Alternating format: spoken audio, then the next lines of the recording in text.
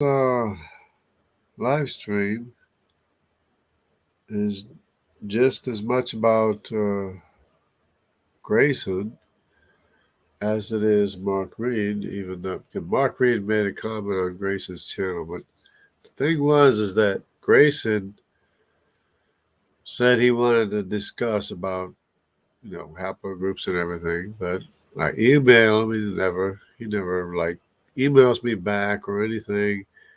And then he says, well, I'm doing a live stream. You can come show up on my channel. But I didn't see that. I just saw him open up a live stream. So I went on his channel, and Mark Reid was on there later on. But Mark Reid gets on there and accuses me of ambushing him because I had a discussion with him one time. Like, he can't hold his own, anyways. But that's beside the point.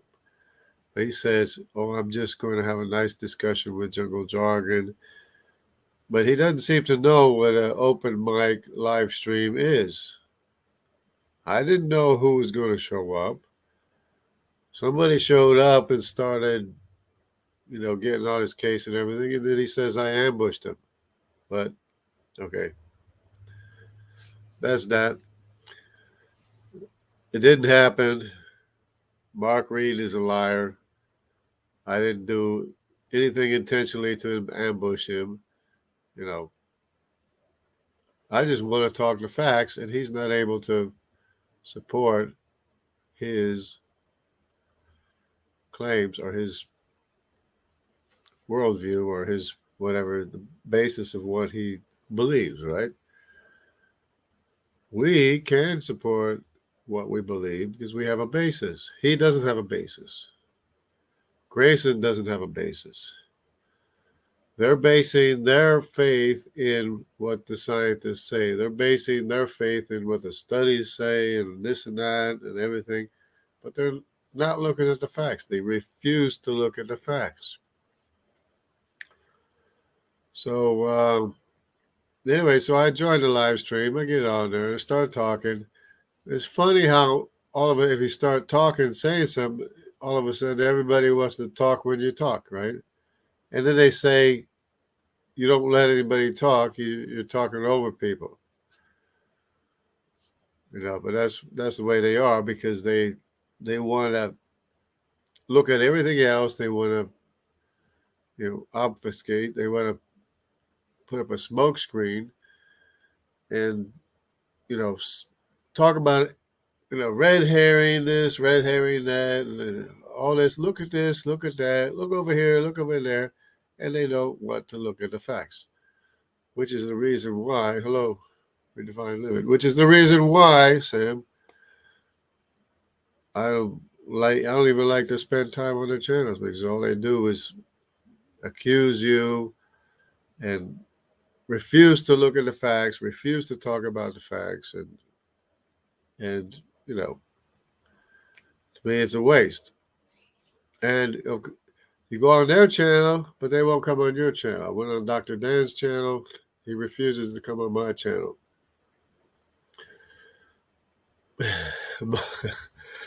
Mark Reid said I was the first creationist that he ever blocked. He said I blocked him because I invited him onto my channel and somebody came on and started, attacking him, whatever, in a live stream. I didn't plan it. It was, it was an open mic thing. It was like, let people come in, whoever came in. But he said, I'm the first creationist that he ever blocked, which was news to me. I didn't know that. But he refused. He didn't even get on. He didn't even get on the channel when Grayson was on there. I mean, when I was on Grayson's channel, he didn't even get on the channel until after I finished, or somebody else started talking. But anyways, it was. I mean, they'll make up anything. Don't make. He said that I ambushed him. He made up a story. He said I ambushed him on my channel, so he immediately blocked me. But he can't hang. He can't hang. Mark Reid has he can't handle the arguments. He can't handle anything. He can't hang. So he makes up all this nonsense because, saying that somebody came on and said something or whatever. But anyways, I wanted to go through what I was talking about on Grayson's channel because I haven't done it in a long time. And I just wanted to maybe highlight some of this stuff that I was talking about. So we got here, what do we got here? We got here the very infamous, famous world map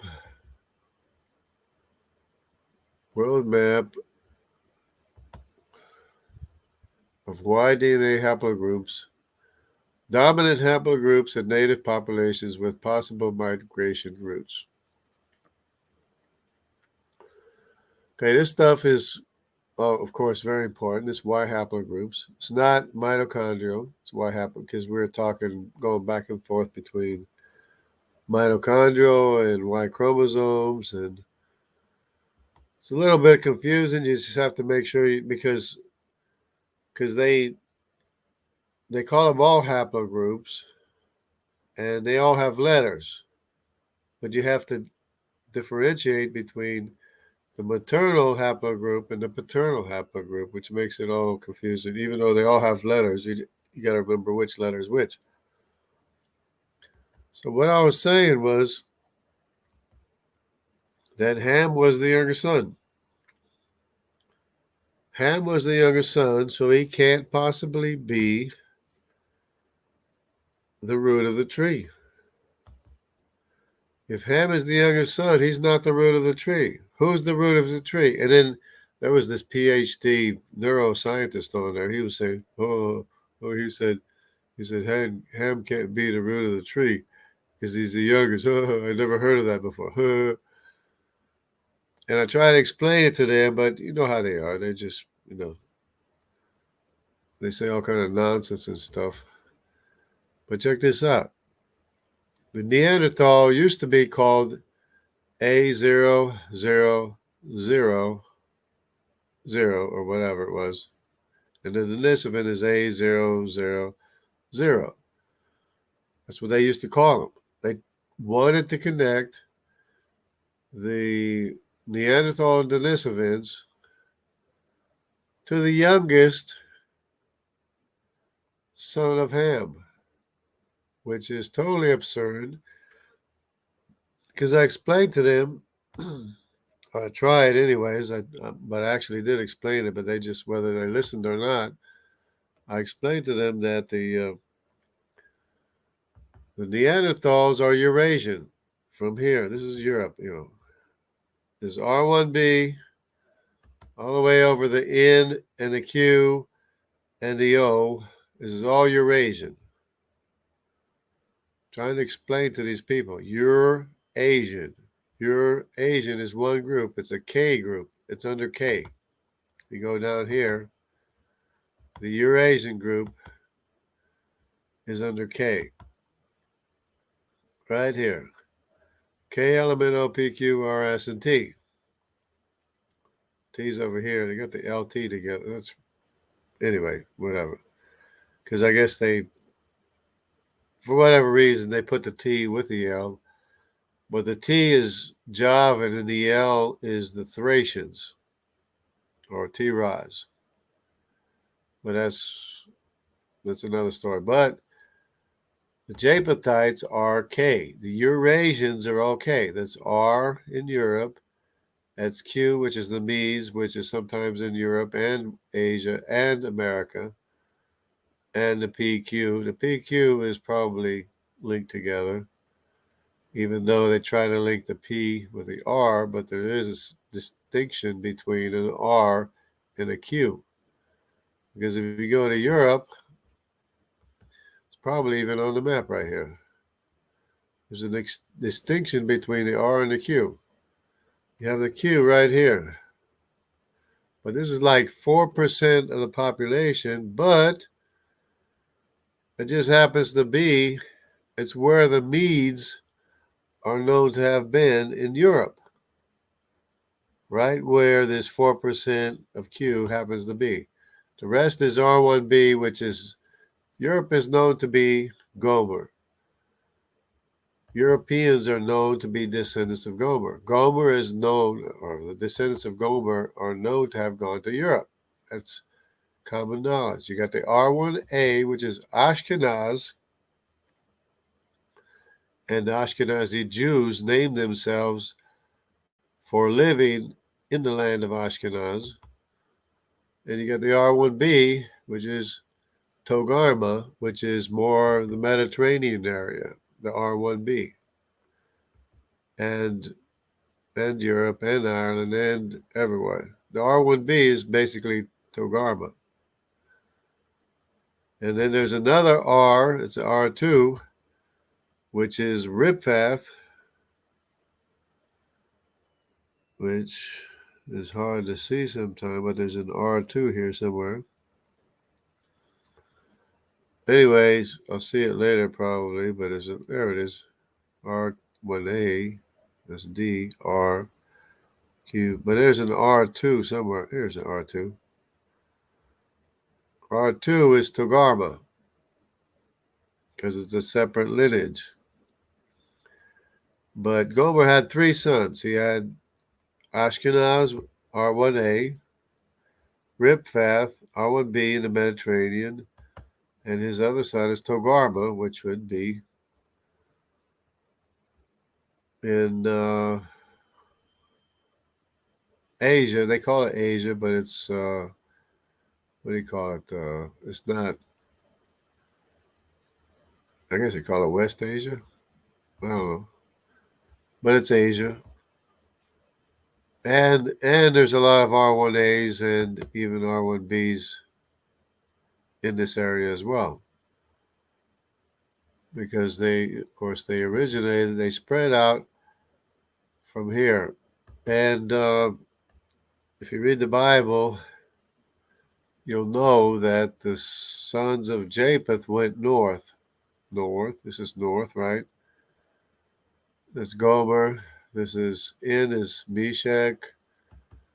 O is Magog, but O used to be up in these areas here, but they basically moved into Asia, which kind of I don't know if they pushed out the D haplogroup, which is the Canaanite tribe of Sinim, but they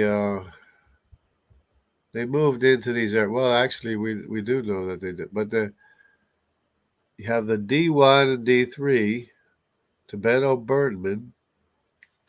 and Burmans. These are the original inhabitants of the land of Sinim, which is in the Bible is called China. I mean, it's called Sinim, but it's China. It's referring to China. But the tribe is Sinim. It's a Canaanite tribe known to have inhabited the land. And then you got the D2 up here. The D up here, they call it Paleo-Siberian. Not even identifying this as a Canaanite Hamitic tribe.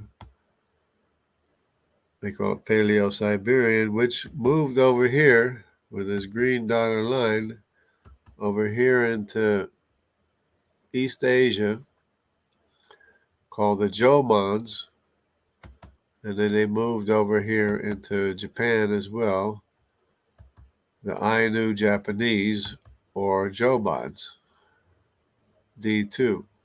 These are the original Sinai tribes. It's a Canaanite tribe from Sinai, by the way, that moved into this area and named this land the name of Sino that we have today. And then later, for apparently this O haplogroup, which is Japhethite, is Magog. So O haplogroup basically moved in, and they did invade Japan up here. They got the Korean Japanese Yayoi. It's an O haplogroup. They did push up into Japan from the south, so that all the Ainu original Japanese, which are from the Sinai tribe, they have curly hair, straight curly hair. I mean, straight curly hair, dark curly hair. And to this day, they're still there in northern Japan. So these are very, very separate, very much separate Y haplogroups. This D haplogroup is very much separate, and I didn't mention the C3 Mongolic yet, but the C3 is also Hamitic, and it's the descendants of Nimrod. But the explanation, which is so simple, Neanderthals, of course, are Eurasian. So from Iberia in the north all the way to the tip of the Far East, which is Q and N and O, is all descendants of Japheth, with the exception of these haplogroups that I'm highlighting, which is the D haplogroup, which is called Paleo-Siberian, and the C3 Mongolic, said to be Mongolic or Tungisic, the C3. And of course, the C3 is in America as well. The C3 crossed over into America, the Dene C3, and they went through Central America all the way into South America, where you have the infamous savage tribes of the Waorani, the Kichwa, and the Wayuu are all C3 descendants of Nimrod, and this purple here area is an indication that they're all in this area. The Q3 is purple, and all throughout Central America. And what's in this area here, if anybody knows? It's the Olmecs.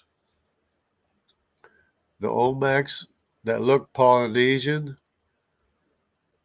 they look Polynesian because they have the same ancestor, the C ancestor, even though it's Polynesian, it's C2. They have the same ancestor of Nimrod. That's why the Olmecs look Polynesian, because they have the same common ancestor, mixed, of course, with the Eurasian or the Asian, the East Asian populations. And of course, in America, it'd be Q. The East Asian population would be Q, with a mixture of the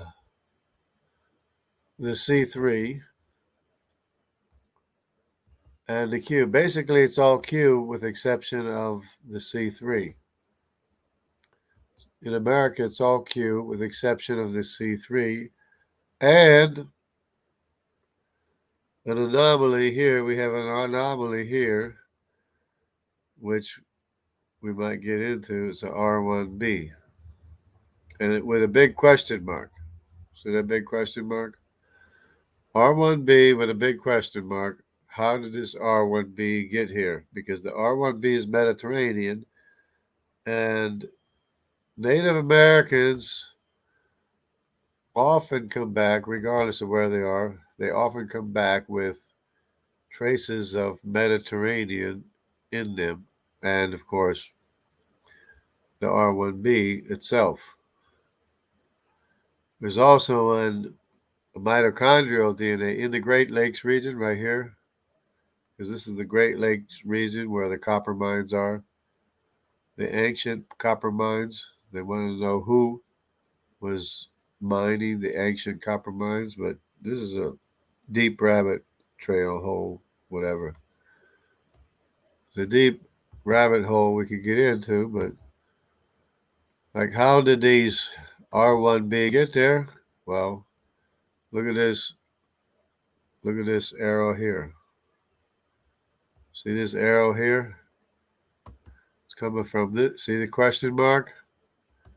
It's coming from this way, which is coming from Europe or Mediterranean. Of course, because R1b is Mediterranean, right?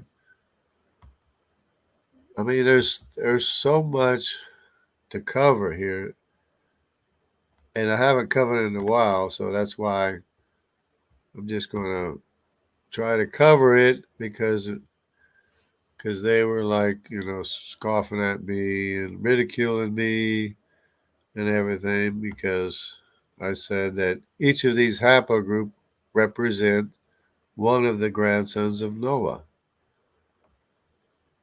And some of the keys are, I've mentioned the Cohen monohaplotype, which is J1P58, which is, by the way, right here. This is the Cohen monohaplotype right here, J1P58. It's Cohen monohaplotype. Besides that, there's a J2. The J2M172, which I mentioned, is a specific lineage of J2, which is a large population, which can only be the descendants of David himself. Of the tribe of Judah, J2 is Judah, but this M172,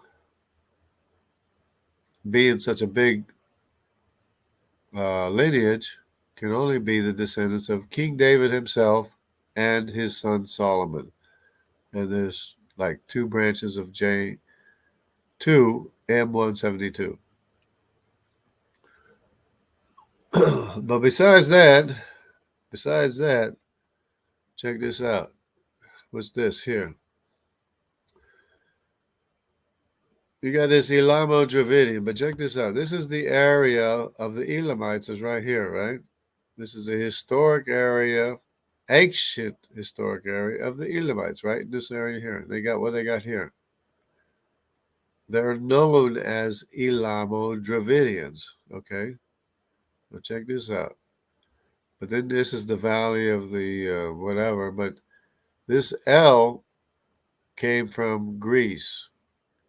It's probably Alexander the Great probably brought them over in this area. But this is not a Semitic Y haplogroup. This L is not a Semitic Y haplogroup. But check this out. Check this out. Oh, what's it? Dravidian. Oh, look at this. What is it? H.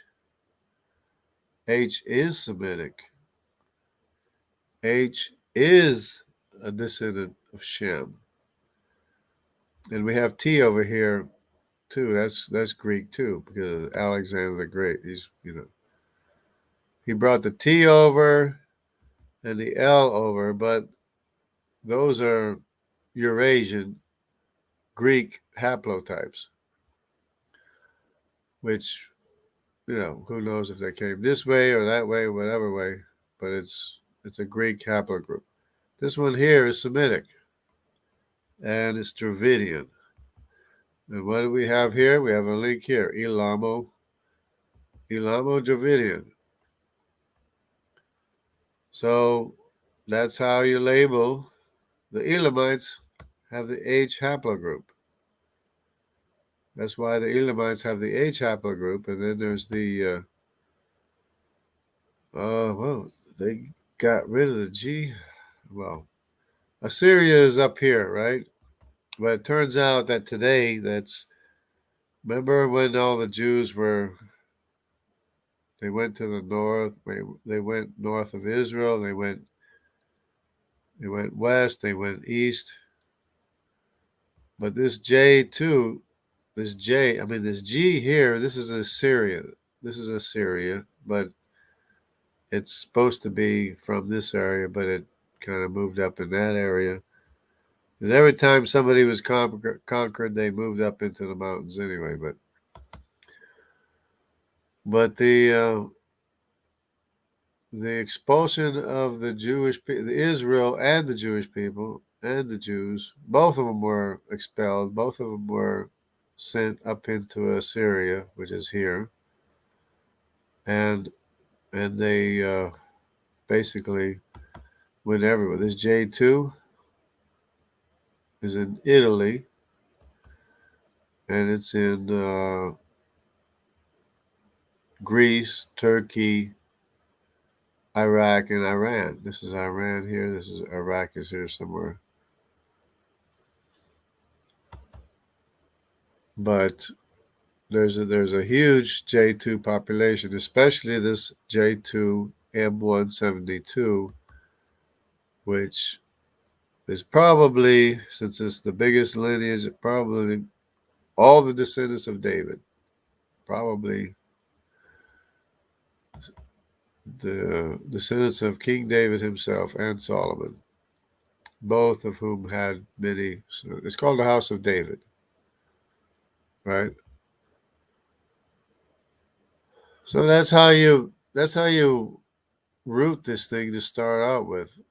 You identify the colon modal haplotype, which is this right here, the colon modal haplotype, plus you have the Judaic haplogroup, which is probably descendants of King David. So it's J2, and this lineage is probably King David and Solomon. So you've just identified J as being the descendants of Arpachshad. And it turns out that J is not by itself for whatever reason or several reasons. J is together. Sometimes they put these haplogroups together for a reason, and sometimes they put them together and they're actually separated. These are both Greeks. One is Thracian, the L is Thracian, and the T is the descendants of Javan, the Mediterranean Sea people from uh, Dodanim, Kittim, Tarshish, and Elisha. They're all of the sons of Javan are T, and they're all throughout the Mediterranean, which is key. It's very important. This T is very important. This L is Greek too, but they're not Mediterranean Sea people, but they did go apparently to India with Alexander the Great when he wanted to go ride some elephants or whatever he was trying to do. But this IJ is one haplogroup because the I happens to be the descendants of Dan, which was the wayward tribe of Israel, which went throughout the Mediterranean as well. So you have throughout the Mediterranean, you have the I2 here, the I2, and all the way up I2 here, and you got all the way up here I1M 253. This is my haplogroup right here, I1M 253. So probably I'm from a lost tribe of Dan. They traced my specific lineage to the Northern Alps. So apparently my specific lineage went from the Northern Alps up here down the Rhine River, which is straight due north, down the Rhine River, which ended up, they call it Germanic, but it's not Germanic, it's Semitic. But anyways, either from here or from here, my ancestors went to here in Scotland, my paternal ancestors, and this area. This is where I traced my ancestry right to this area right here. Okay, I could make this video more interesting. People, well, wouldn't be so good, but I mean, might be more interesting because people like extreme things and you know whatever. But I don't know. I'm debating whether or not I'll talk a little bit about myself here, not from being here, not from being here, but from being here on the corner of France and Germany. I was right here at a specific time, and something happened to me while I was there. Well, they bombed Gaddafi, and something else happened too while I was there. And I was affected by it, apparently. But I haven't checked myself out yet officially, but I got some people nagging me to go check it out. But it's slow. Whatever the effect was is slow, and so just taking my time. Anyway, we got H1A is Gypsy. This is interesting too because if you study up on the Gypsy Y haplogroups, of course the majority is H, right? Which is historically, I mean, we know from down south a little way that it's from they're Elamites, right? But they also claim to be Jewish. They actually claim to be Jewish, and if you look, the second major haplogroup in their population is guess what? Guess what it is? They claim to be Jewish, and it's J2. J2. So their claim is correct. They claim to be Jews, but they're not pure Jews. They're half Elamite, as we can see here, but they also claim to be Jews too. And their genetics verifies it. So this is all very, very, very, very important. Of course, this is the area of the Medes right here, right? Which is Q.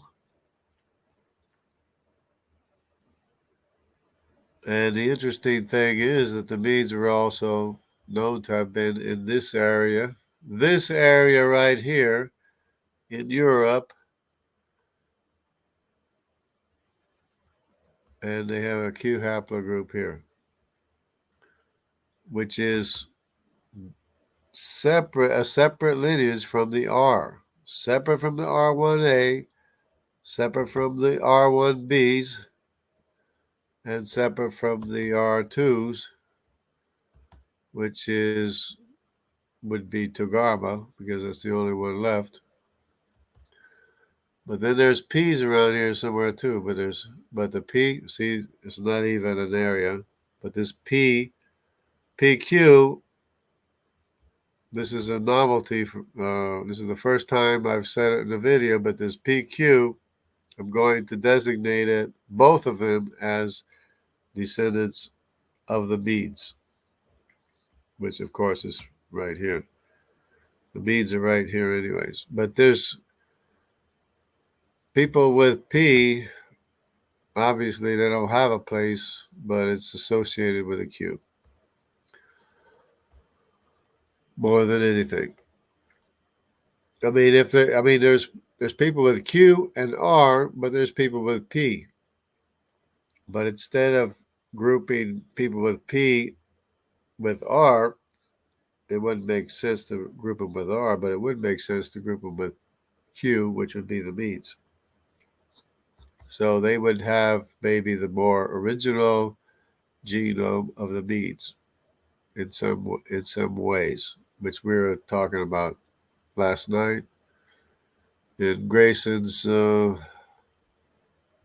live stream. That because he refused to come over to my channel, so I broke down, went on his channel, and all they do is lambast you, criticize you, say you cut in and butt in. It's interesting. Every time I want to say something, everybody else wants to talk all of a sudden. And then they say I jump on it. Anyway, so this is all very, very important, very significant. Of course, this C is the descendants of this is the only Hamitic haplogroup besides the D, which came from down here. Came from Sinai, actually. Came from Sinai. The D came from Sinai, the Sinai tribe. But there we have this Sinai haplogroup of D, and they went up into China. But the C would be descendants of Nimrod. Notice you have C3, you have C2 down here, C2, you have C3 up here, and in America, C3, but you also have C4. So Australia is divided. About half, or I guess the majority, is C4. The majority of the population of the Australian Aborigines is C4, but then there's the K. Now, what's the K? The K, of course, is Eurasian. Obviously, right?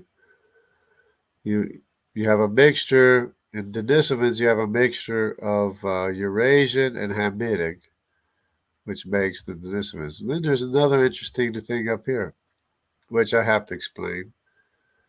You got the M and the S.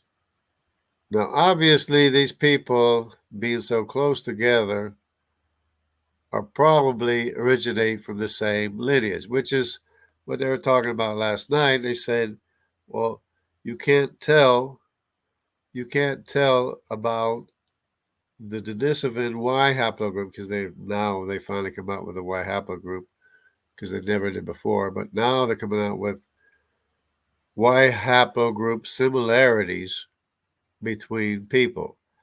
And the Denisovans are the Y haplogroup of Denisovans are supposedly like totally different than everybody.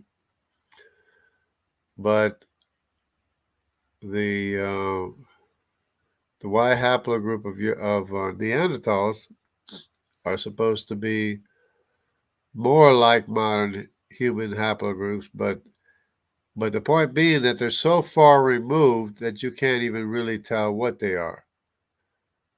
But obviously, this M and this S are closely associated because they're right together here. It's the only place they're together, right?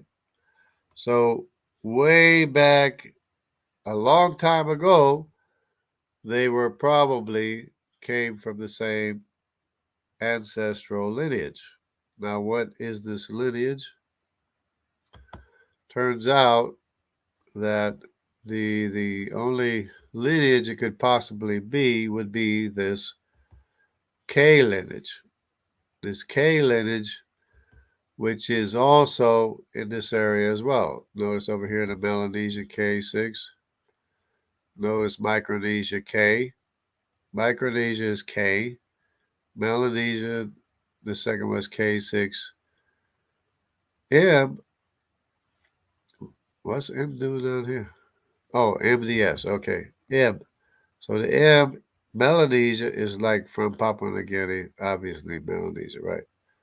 But you also have the C2, which is over here in C2, but the C2 became the main, whichever comes first is the main one of the Polynesians.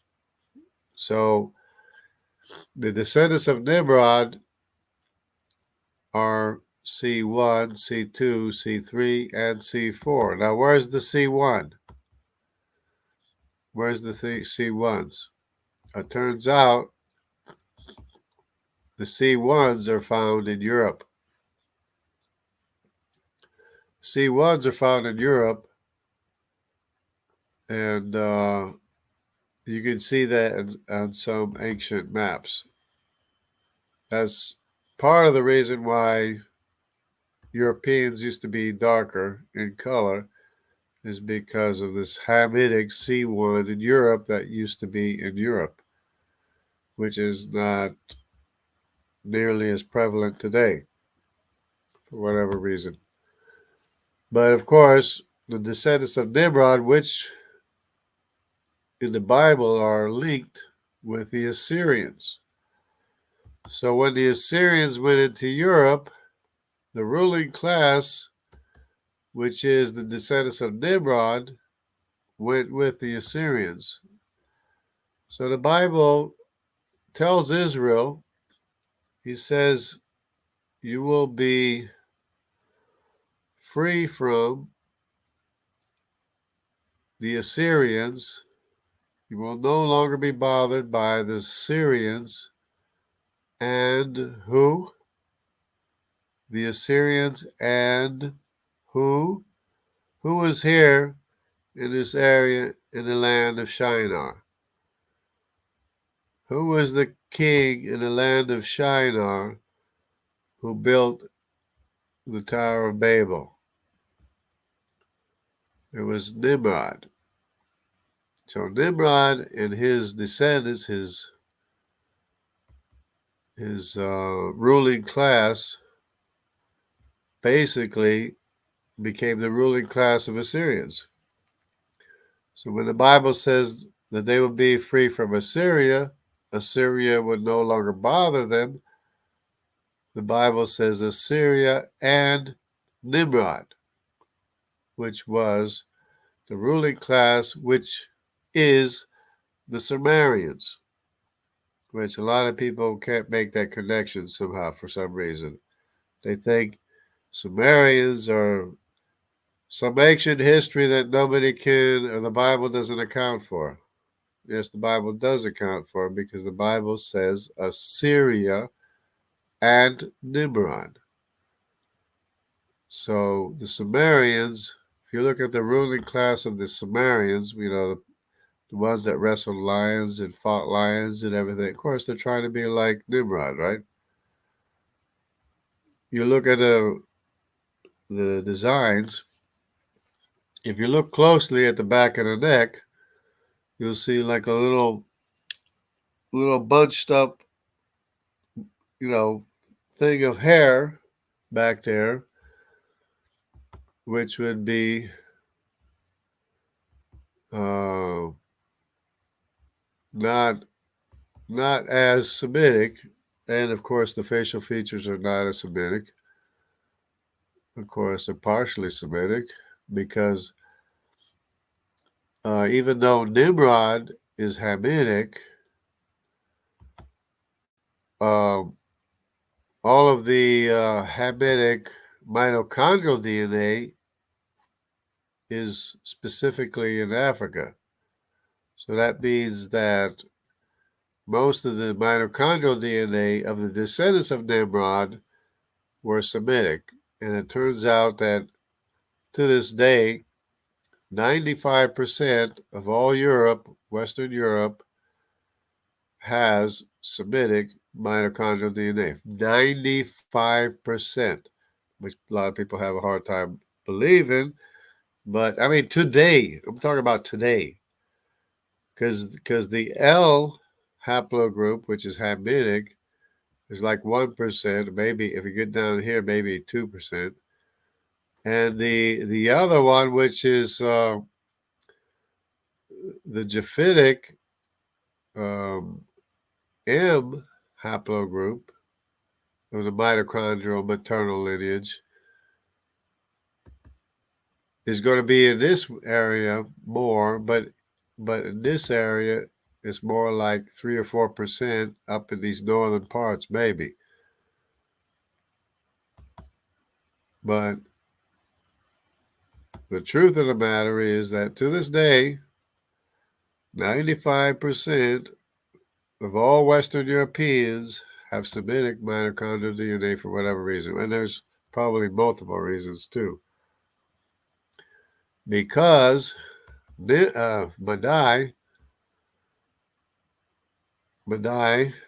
of the Medes, the Q with a Q haplogroup, there's a record that says that Madai asked to marry one of the daughters of Shem, which means that it would be a Semitic mitochondrial haplogroup.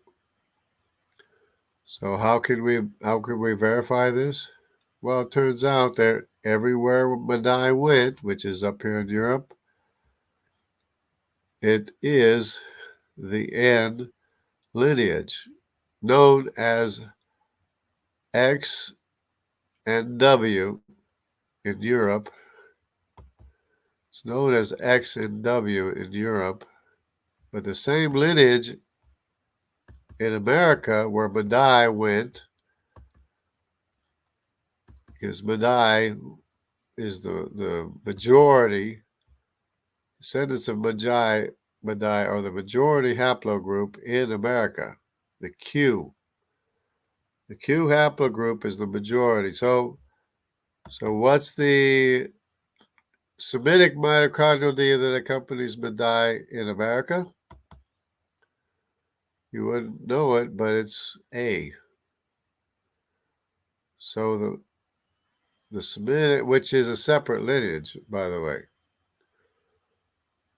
The A, the X, and the W in these areas is Semitic, even in the Middle East. You have the X2A in Galilee, by the way, which is also found where, you know where the A2, X2A is found? It's also found in the Great Lakes region where this arrow comes in from the Mediterranean, like this, where the R1B. There's also an X2A here, which is the same X2A that's found in Galilee, which is a separate Semitic lineage, separate from the Middle Eastern Semitic mitochondrial DNA. You can look it up. If you know anything about the mitochondrial DNA of of the N lineage, there's two separate N lineages, and one is the X and the W and the A, and the other one is the the B, but the B went around through the Pacific. The B went to America. It's a separate mitochondrial lineage that went to America. The B lineage, which is a Semitic mitochondrial lineage, probably down this way, probably looking for the land of gold. Where's the Philippines? Right up here. Probably looking for the land of gold here. And there's no more Y chromosome Semitic lineages in this area that I know of, and that they've accounted for. But there is a B lineage that goes all the way through here, through the Philippines, through these areas, all the way to America. Doesn't seem to go up here north. There's no B lineages up here north. There is an A lineage of the mitochondrial lineage. It goes up north, but not the B lineage. The B lineage seems to have crossed the Pacific, but of course without any surviving Y chromosome paternal male DNA from the people that were looking for gold in the land of gold, Ophir or whatever it was. But there is a B lineage to this day. It goes all the way to America.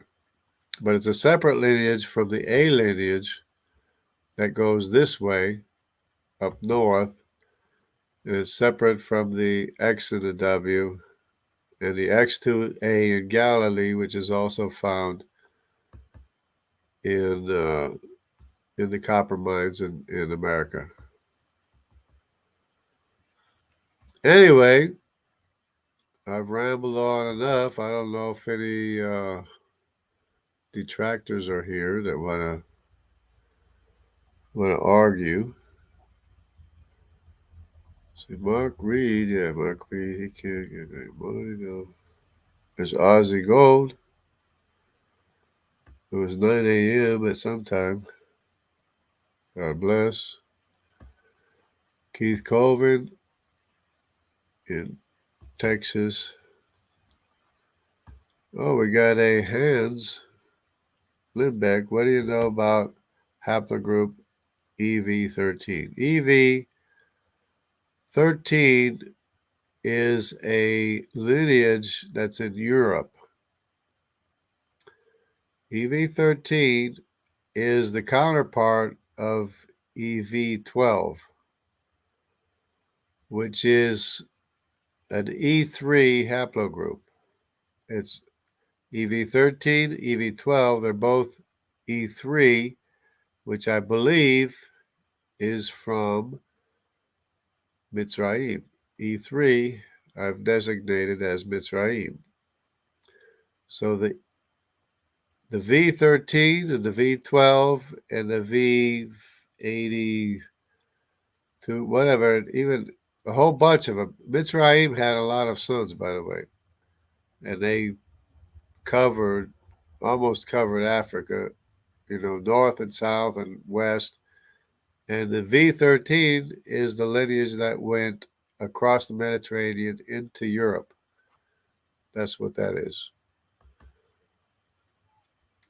So,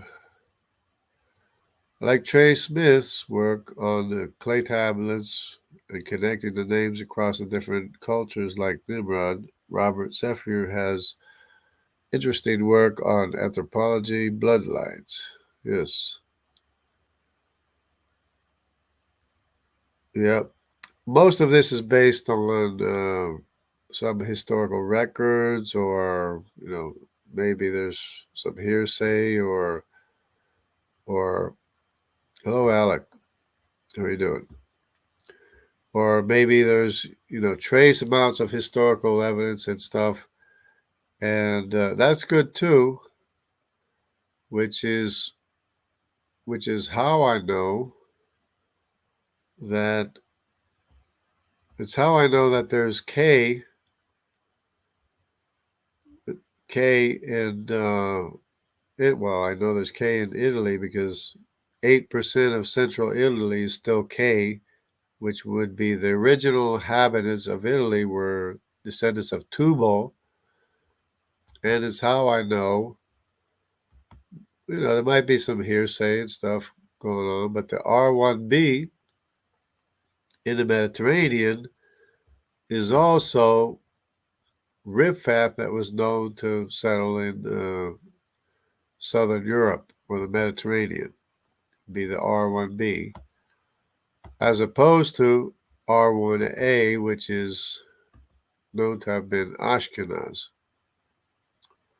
So the R1A is Ashkenaz, R1B is Rippath, all descendants of Gomer, and the R2 is Togarma in India. So the R2 in India is Togarma. All descendants of Gomer.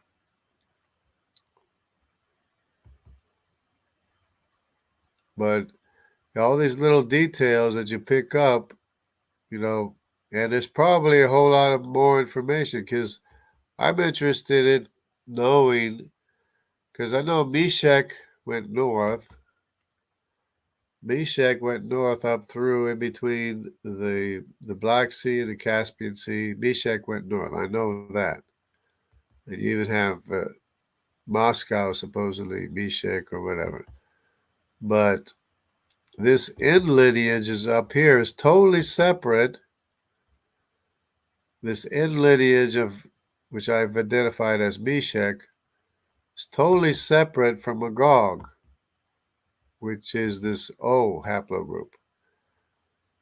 But I'm interested in the history of how the O is also with up this way, the same way Meshach went. The O was up in here, but the O migrated all the way to the east and displaced some of these Sinites from the Sinite tribe and all the way up into Japan.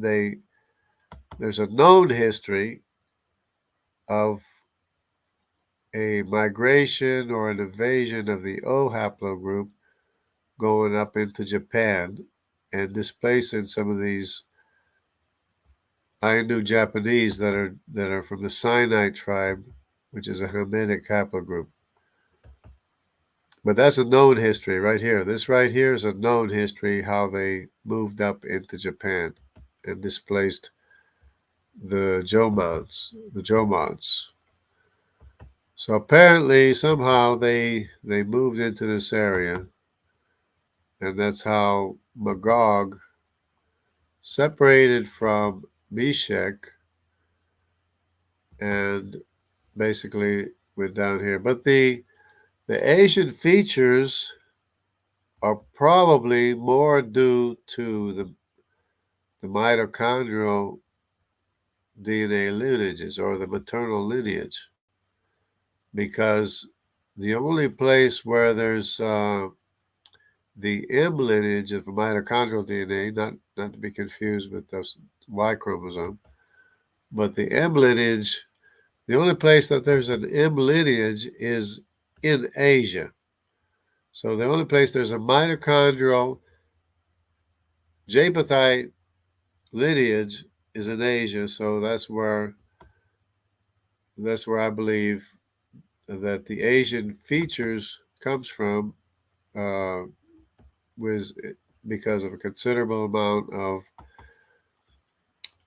Asian mitochondrial DNA. The same thing in America, because not only do you have the A and the B in America, you have the C and the D, both of which, this is mitochondrial, both the C and the D mitochondrial DNA in America are Japhethite, as opposed to Europe, which is 95% Semitic mitochondrial DNA. So that's the difference. It's all Eurasian, right? We know they're all Eurasian. The difference is that the Europeans have a Semitic mitochondrial DNA, whereas the Asians have more the Japhethite, the wife of Japheth, and his daughter's mitochondrial DNA. So that's what makes the the appearance different. That's what makes the appearance of the Eurasians different from Western Europe and Asia. They're all Eurasian. It's just that over here it's Semitic. Over here and all the way to America is your Asia or Japhethite mitochondrial DNA, which would be the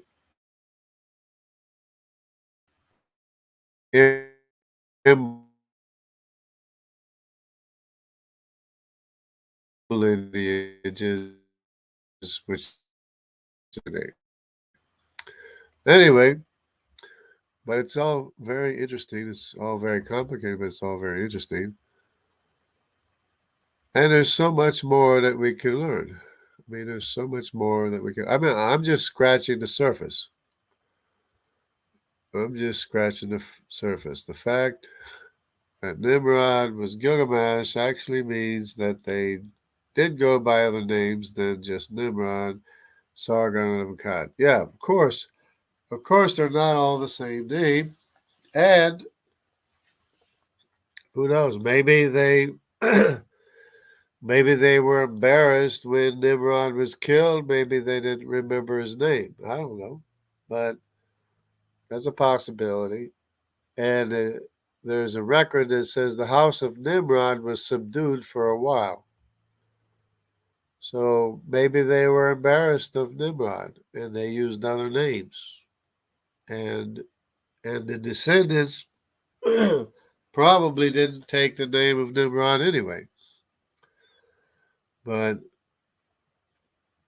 I mean, it's all a possibility. Even though he was king of the whole world, it was the ancient world. Of course, it was the world before the earth was divided. Maybe they blamed Nimrod for the division of the earth, for the earth breaking apart. You know, and then for all the languages separating. God enlarged Japheth. See, this is very important. God enlarged Japheth, and he shall dwell in the tents of Shem, and Canaan will be his servant. See, Japheth is the largest population. In fact, it's over half the population. I mean, the O haplogroup is a huge.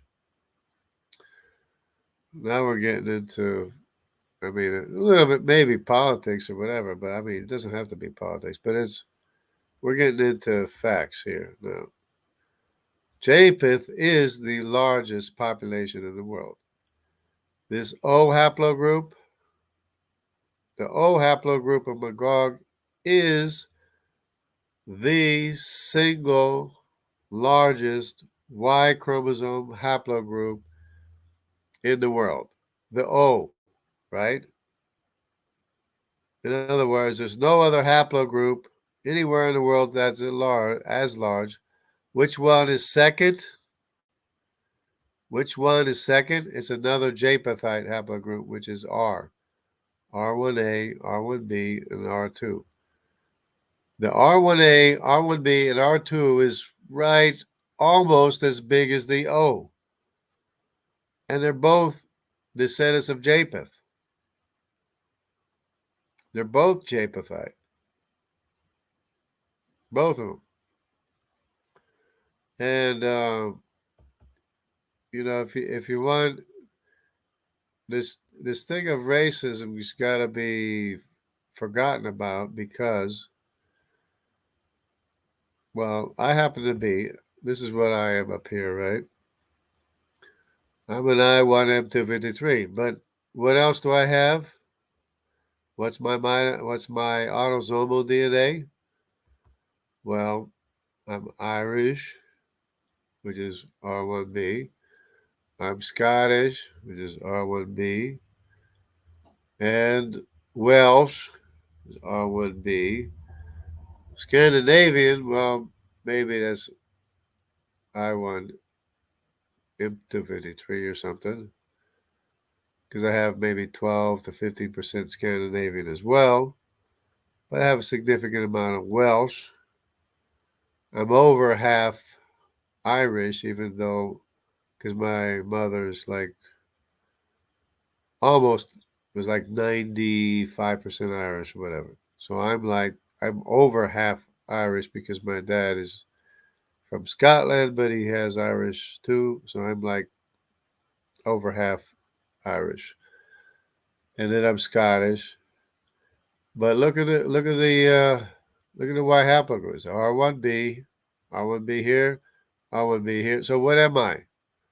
If you look at my autosomal DNA, what am I? Yeah, sure, I have a Y haplogroup.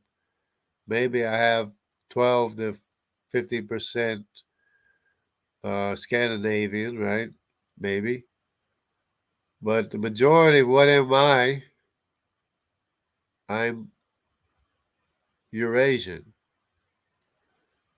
If you look at me, well, I mean, I also have a great grandfather who was Jewish, so which explains a little bit maybe the shape of my nose, but most of the people in these areas are Eurasian, which has features of Eurasian, which look Eurasian, and that's why I look quite a bit Eurasian too. And everybody is mixed. Even it doesn't matter where you were; it's all mixed. Now, one of the things they're trying to say that the DNA evidence shows a progression of out of Africa. And I said, well, you have to understand human history first before you can make a claim like that because the Africans are the youngest lineage, which they made fun of that too. But the oldest lineage is the Eurasian lineage, and the Eurasian lineage is connected to the Semitic lineage, which is connected to the African lineage. But they're trying to say it goes from left to right. It goes from African to Semitic to Eurasian. But the problem is, if you look at the mitochondrial DNA, it goes different. It goes from L to the Eurasian first, M, and then N. That's a progression. L, M, N. So how's that work? So if how does that work in an out of Africa scenario? If it goes, if the Y chromosome goes Hamitic, Semitic, Eurasian, but the mitochondrial DNA goes Hamitic, Eurasian, Semitic. How's that work? Doesn't even make sense. But the truth of the matter is that the greatest diversity as far as the Y haplogroup and the mitochondrial DNA, which I could show here in a minute, but I'm belaboring this point because they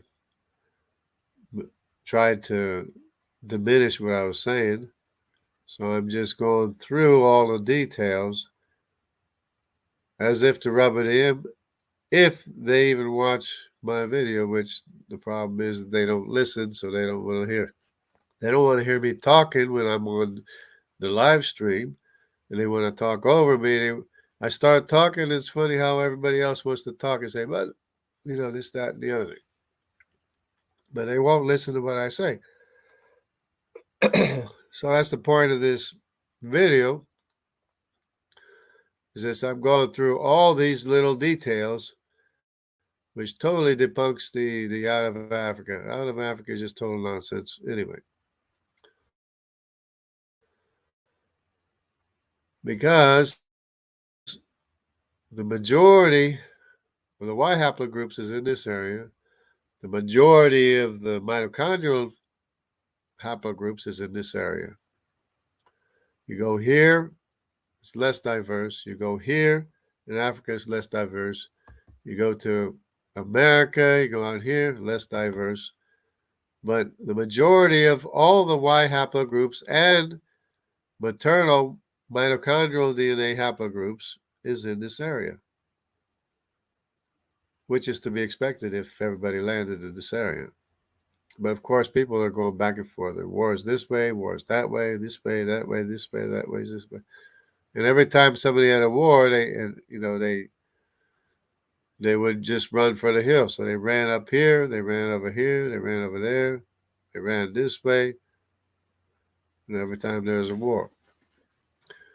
But anyways, I guess maybe I've exhausted this map pretty much. Oh, there's a lot of beads up in this area too. Check this out.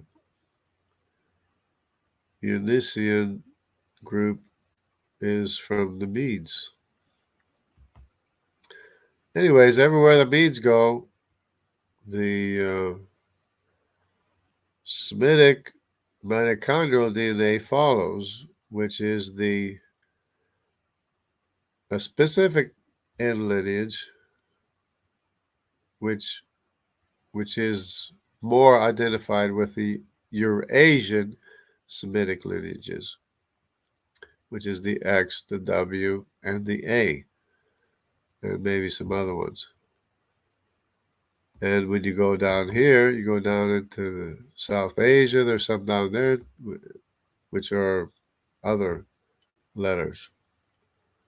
But it's the same lineage, which is a separate lineage from the Middle Eastern Semitic mitochondrial DNA, from which came the B when they're looking for the land of Ophir, the land of gold.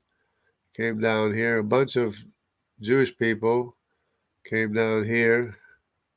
The only thing left is the B mitochondrial haplogroup, which is in South Asia, the B,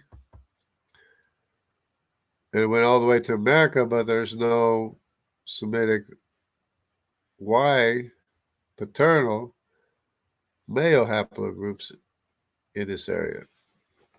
So I guess the desire to find gold in the land of gold wasn't too successful. But anyway, now you know the rest of the story. So moving on. Let's see what else we got here. Okay, how's it going, JJ? I'm a little bit slow. I'm curious what haplogroup you think is represented by all the Egyptian statues that are identical. The Egyptians aren't all identical. The earlier ones were African, but then some of the like Tutukamen is a R1B or something. It's European. It's not even African. Tutukamen is like an R1B, which is Mediterranean, but then some of the other ones are maybe other ones. I'm not sure what they all are. They don't. They're try to keep quiet about it, but they're not all E3. I mean, some of the other ones, the original ones, the first ones are E from Mitzrayim, obviously, but then some of the later ones are not. Like Tutukamen is not Egyptian, or not Egyptian haplogroup anyway. Run to the hills. There you go. Yep. Run to the hills. Absolutely. That's so true. Okay. In case anybody doesn't know, this is what I was talking about. Gomer, Ashkenaz, Riphath, and Togarma, Javan, Elisha, Tarshish, Kittim, and Donanim.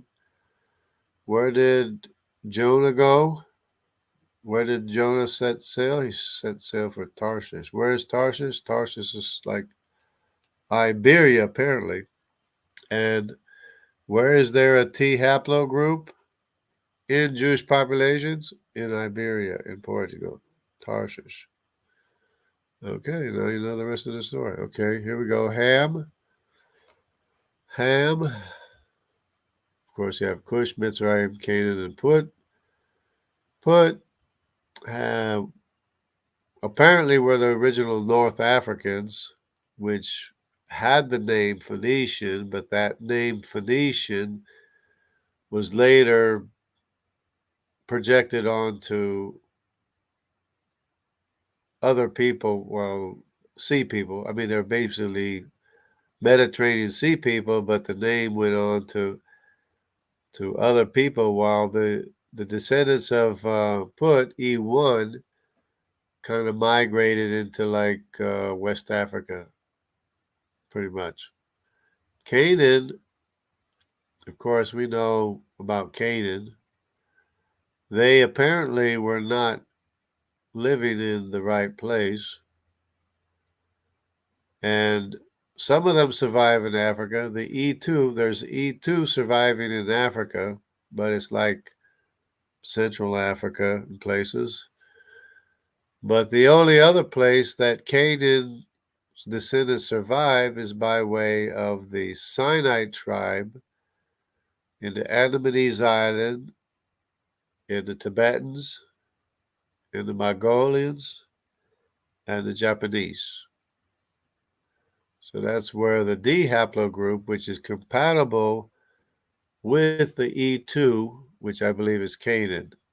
So the only two not too sure about is the E1 Put and the E2 Canaan, but the Sinai tribe apparently seems to be compatible with either one. So I'm just saying the D is associated with E2, and the E1 would be distance of Put. E3 is a huge population throughout Africa.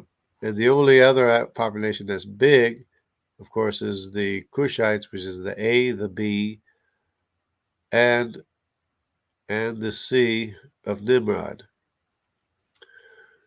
So that would be the descendants of Cush, but they're no longer in the land of Cush as much. Of course, they're still there, but not as significant. They're mostly like West Africa or somewhere. Hence, the idea where all the other haplogroups descended from A and B, or A. B is like a separate branch from A.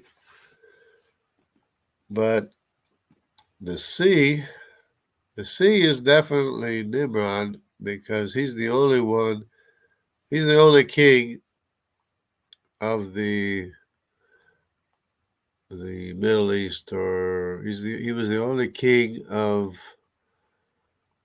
the world which started in the land of Shinar. Okay, notice all these sons, Philistines were like they were like partly Captorim, and there's an Isle of Cap. What's the island of Captor? Anyways, they were displaced, so they left, and then they are the ones that became the Philistines that invaded Israel.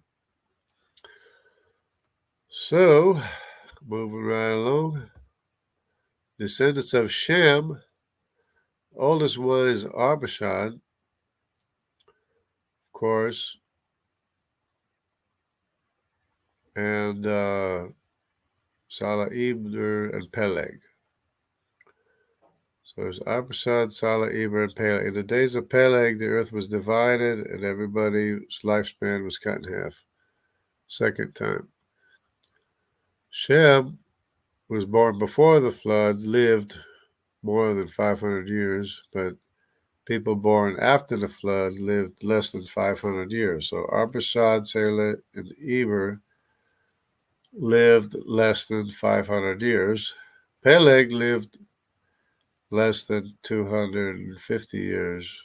So his lifespan was cut in half from these right here. Then there's Lud and Aram. Lud and Aram, there's an F1, an F2, and F3, and I'm not sure which is which, but I'm just designating the Arameans as F1, and maybe F3 is Lud. I don't know. But they're both the younger brothers. The oldest one is Arpachshad. Arpachshad's next brother was Elam. His next brother was Asher, then Aram, then Lud, as far as I can tell. And of course, if there's a J1 haplogroup, besides the descendants of Ishmael and other Arabic people, there's this lineage here, which would be basically Hebrew, not even descendants of Abraham. If there's anybody left of these, Ophir, Joab, land of Ophir, Havilah. Some of these, might not have survived, but if there's any surviving, they would be J1 or J2. The only one that's separated from the J1 and J2 would be the I, which would be probably the Danites, which went into the Mediterranean, into Europe, which is why they have them separate, because they're totally separate from the Middle East. With some exception, there's I in Jewish populations still, but it's a very, very small percentage, sometimes 1% or something like that, in Jewish populations where there's an I in the population. But that's about that for that. And here we go. Are you ready? Okay, here we go. Just so people know I'm not making this up, you got Gomer, Ashkenaz, right? Where does Ashkenaz go that way? Look at this. This is a Danube. And they say They say everywhere Danites went, they named it all Dan, which is Danube, Sardinia. Of course, people don't know how to pronounce Prince Dan, which would be Sardan. But then there's Denmark. There's a whole bunch of places. Anyways, a whole bunch of names which I don't didn't keep track of. But here we have the Thracians. This is good. This is good. These are Greeks. Well, they're part of the Greeks people, which is the Thracians, which is the L haplogroup. The other one is a T, which is Javan. So all the descendants of Javan have a T haplogroup, which is in Rhodes, Donanim, Elisha, Kittim in Cyprus, and where else? Where else is the T haplogroup? Oh, Tarshish, Tartessos. There's actually a name Tarsisu.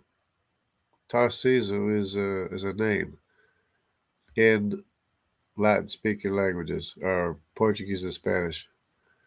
Anyways, but Tarshish is a T haplogroup, right? So there are Jewish populations that have in Portugal that have a T haplogroup. Not all of them. One of them has like 50. What is it? 15% T haplogroup. But that's the only Jewish population that has a T haplogroup. The other ones is very minuscule, even including in North Africa. All these Jewish populations in these Sephardic populations, the Ashkenazis, they don't have really T in their population as far as I could see. The only T in the Jewish populations is from this Tarshish in one of the Jewish populations, which is in Portugal, which has a significant amount of T, but the other Jewish population just north of there has no T. So none of these Sephardic populations have T. None of the Italians have T. You know, that's basically the amount of T which Nathaniel Jensen says is the Jewish Y haplogroup. So that's why I'm explaining that, is because that's Nathaniel Jensen's Jewish Y haplogroup is the T. For whatever reason, I don't want to get into it. I don't want to say anything that might be whatever, this way, that way, the other way, whatever. But it's just wrong. And there's a significant amount of Greeks in the Horn of Africa because of the Greek Sea peoples. There's huge T population in the Horn of Africa as well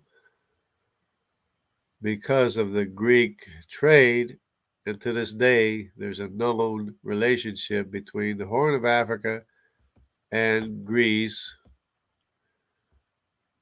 because there's Africans in Greece and there's Greeks in Africa to this day because of the trade that they had. So that's another tidbit. Fact, here's the Captain Island, the Isle of Captain. Remember the Captain? That's this island here. They were somehow deposed, probably from the Greek Sea peoples, like kicked them out or whatever. So they moved on here, and so this Captain people, they became the Philistines. They went into the land of Canaan, but they're not Canaanites. They're descendants of Mitzrayim, because Mitzrayim had lots and lots and lots of sons that were very well established, right? So Mitzrayim had these people, Naptuhim, Lehabim, Anabib. This is, of course, this is still in Libya, right? Kashulim and Ludim, all in northern Africa. So there's a lot of E3s all in this area because they're descended from Mitzrayim, E3s, right? Even the M81s and the Berbers, even the Berbers M81, they're descended from Mitzrayim because the M81 is in the E3 lineage. Now these these were in the area too, but they apparently migrated this way, and what's left of the descendants of Put, which is E1, the descendants of Put, which is usually Phut. These are like on this side in West Africa and Central Africa, which is E1, and as opposed to the Canaanites, where's the inset? Let's look at the inset. Oh, there's the Canaanites. Okay.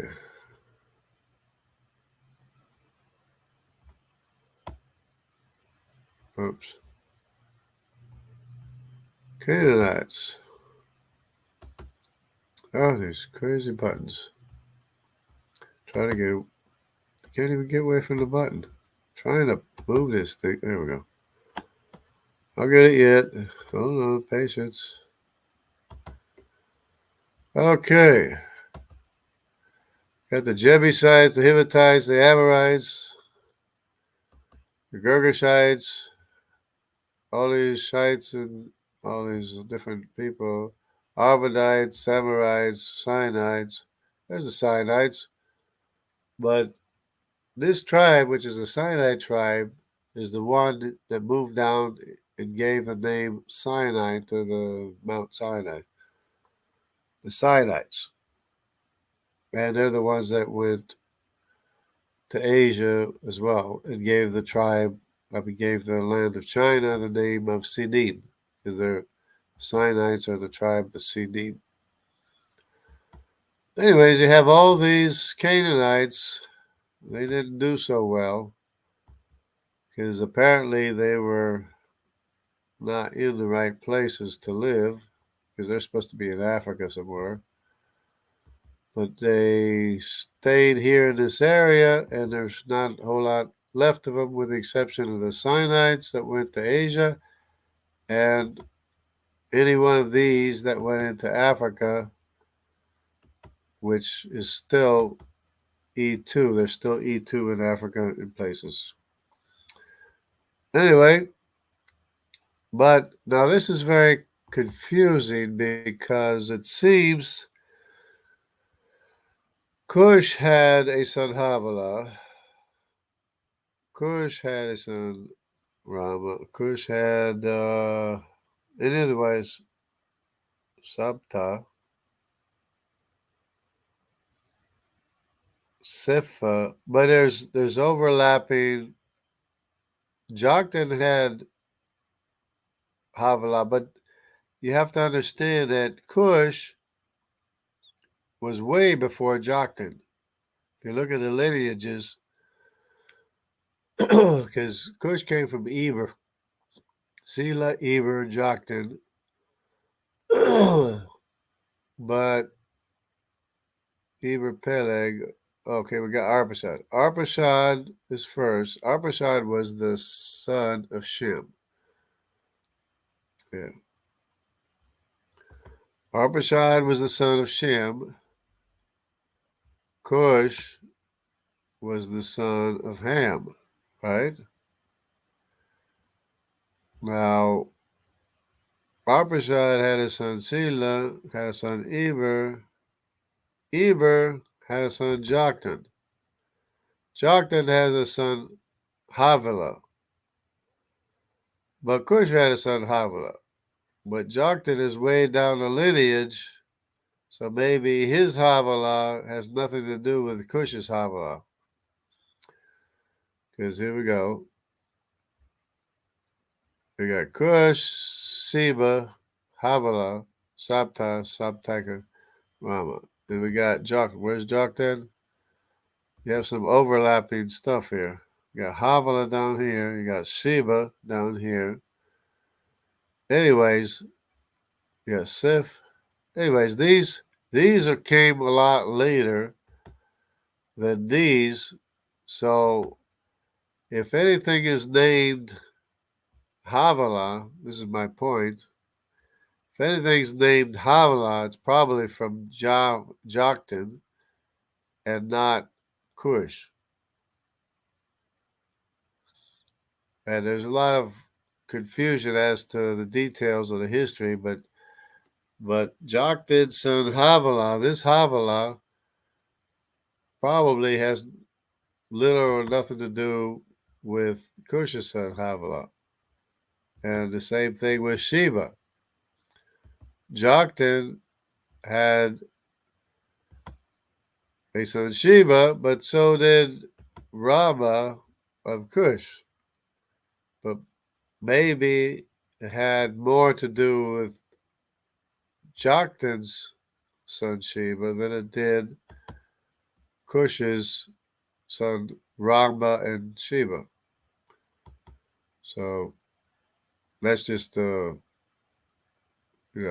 for thought or whatever. Anyways, but they can't, they're having trouble, figuring out where everybody was, and I was trying to figure this stuff out too, but I was just noticing that. Anyway, and of course, of the Semitic populations, you have Elam. Well, you have Arpachshad first. Arpachshad, Elam.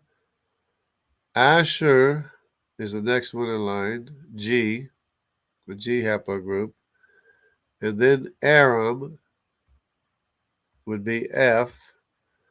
And then over here is Lud. Would be anybody here, maybe with an F3, maybe that would be descendants of Lud.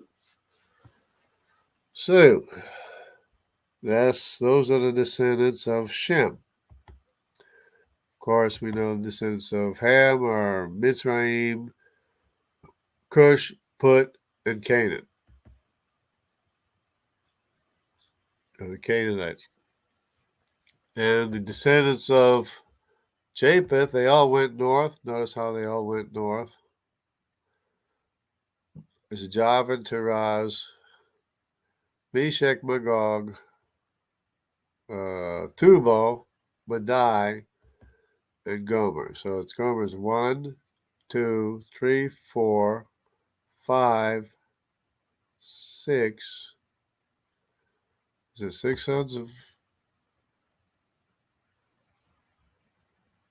I guess so. Maybe it was 7. Oh, Javan. Okay, 1. Okay, there we go. Javan. Yeah. 1, 2, 3, 4, 5. Tubal 6 and Madai 7. Yeah. Okay. Those are all the sons of Japheth. But notice where Madai is. This is the area of Madai of the Medes. This is the area of the Elamites, which is H. Madai would be the Q. Tubal is the K. Magog is the O, because Magog went up north and maybe around this way. Northern Capping Sea and then went east. Meshech is N. Tiraz is L. Javan is T. Tubal is K. Madai is Q. And Gomer is R, of course. Ashkenaz R1A. Riphath is R2. Togarmah is Riphath is R1B. Togarmah is R2. The only ones left in R2 Togarmah. Maybe this R2 went with Alexander the Great into India. Maybe that's how they got there. Anyway, they got So R2 is in India for the most part, as far as I can tell. So that's about it. Of course, this is the Tigris and Euphrates, of course, and this is Babel. Babel and Babylon, of the Chaldees. That's where Abraham left. Of course, Abraham got in trouble with Nimrod and his father. And Abraham went to live in this land here. And now we know the rest of the story. So, okay, so Arbasar had son Sila, Sila had Eber, Peleg, and then from Peleg you have, doesn't say. Anyways, Abraham left Ur of the Chaldees, went to the land of quote unquote Canaan, but it's a land that God chose for his habitation, which is supposed to be Semitic land anyway. But we could go on to the next one. It's basically all the same thing from there. Okay, Jonah went. There we go. Far away as he could. That's a long ways away. Yeah, he set sail for. He didn't get. I don't think he got to Tarshish, but he set sail for Tarshish, and he landed in Nineveh. Got caught in a storm and landed in Nineveh. There you go. Okay, I was thinking they have Eurasian Asian features. Okay. They were populating well at that time, moving all over the place. They already knew how to travel in ships, building, populating. Lucy didn't populate anything but museums, storybooks. Yeah, the apparently the Danites were shipbuilders. That's another tidbit that I picked up. The lineage doesn't even count the daughters. We're probably double or triple the population. That's an interesting thing because whereas Japheth had 7 sons, Shem had what, 5 sons, right? But he probably had more daughters than sons, so much so that Madai asked to marry one of the daughters of Japheth. Hence, the separate mitochondrial lineage that follows Madai wherever he went in Europe, wherever he went through Asia, wherever he went through all the way to America. The Semitic, Asiatic mitochondrial lineage follows Madai wherever he went because, well, Madai is Eurasian, of course. And it's a separate lineage. The A lineage, the W, the X is a separate lineage from the other Middle Eastern mitochondrial DNA. Lud is where Troy was located. Oh, okay. Yeah.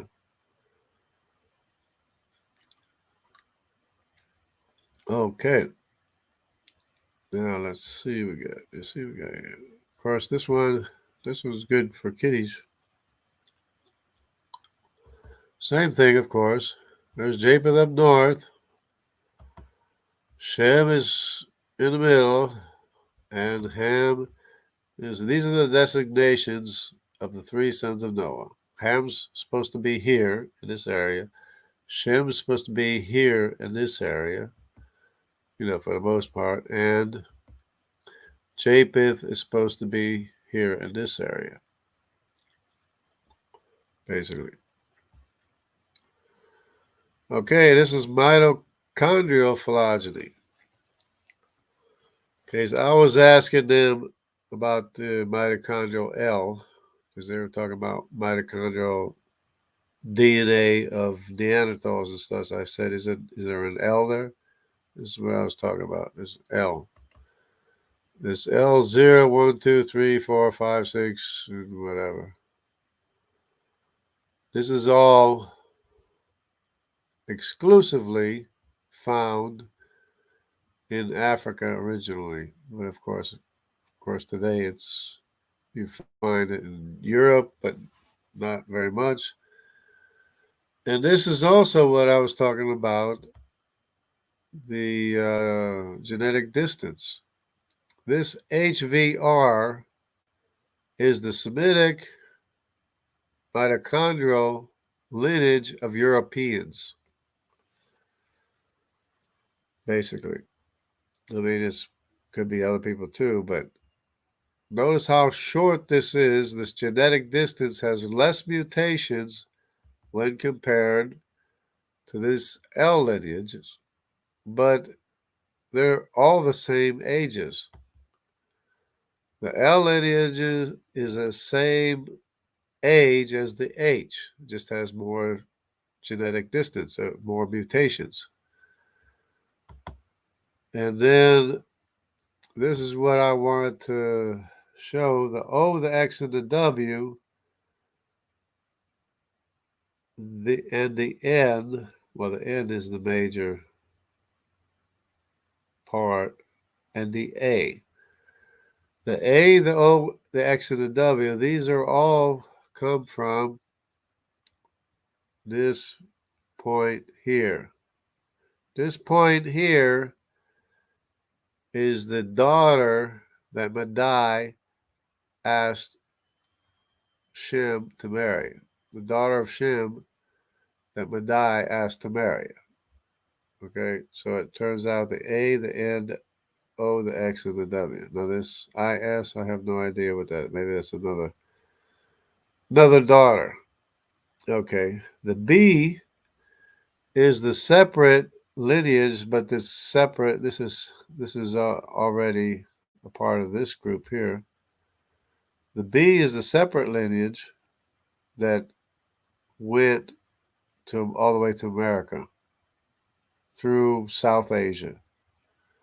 This B mitochondrial lineage. Okay, the J, the T, not too sure. Some of them are found in maybe Australia or somewhere, but or maybe the I and the S are found also. I'm not sure, but anyways, but the U, I think the U and the K are the precursors of the H and the V and R, or supposed to be before, and then there's a F. Anyways, I got to look at this more. But anyways, these are the daughters of Japheth.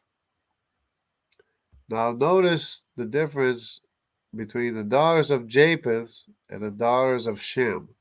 So apparently there was more daughters of Shem than there were daughters of Japheth, so that Madai asked to marry one of the daughters of Shem, which turns out to be O, X, W, and A, which all stem from that point there.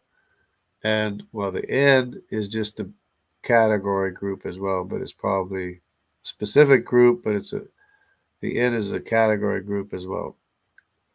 And then begins this Middle Eastern, European, whatever group, which I have to study more, I guess. But anyways, but these are the daughters of Shem. These are the daughters of Japheth. These are the daughters of Ham. And of course, the same as the Y chromosome, the mitochondrial has much more genetic distance, much more mutations, but it doesn't equate to age. It doesn't mean it's an older lineage. Now, here's the Y chromosome. This is the paternal male haplogroup. And again, this is the European genetic distance. The Q, the R, the R1B, the R1A, the R2. Well, the R2 is in India, but it's still short genetic distance for whatever reason. Okay, some things to notice here. Here's the T. The T have, of course, these are the sons of Japheth. The O, the N, the T, the L, the K, the S, the Q, the R, These are the sons of Japheth. So these are sons of Gomer are R, Madai is Q, Tubal is K, but then if you notice the M and the S go back where? The M and the S and the K have the same origin according to this genetic distance chart.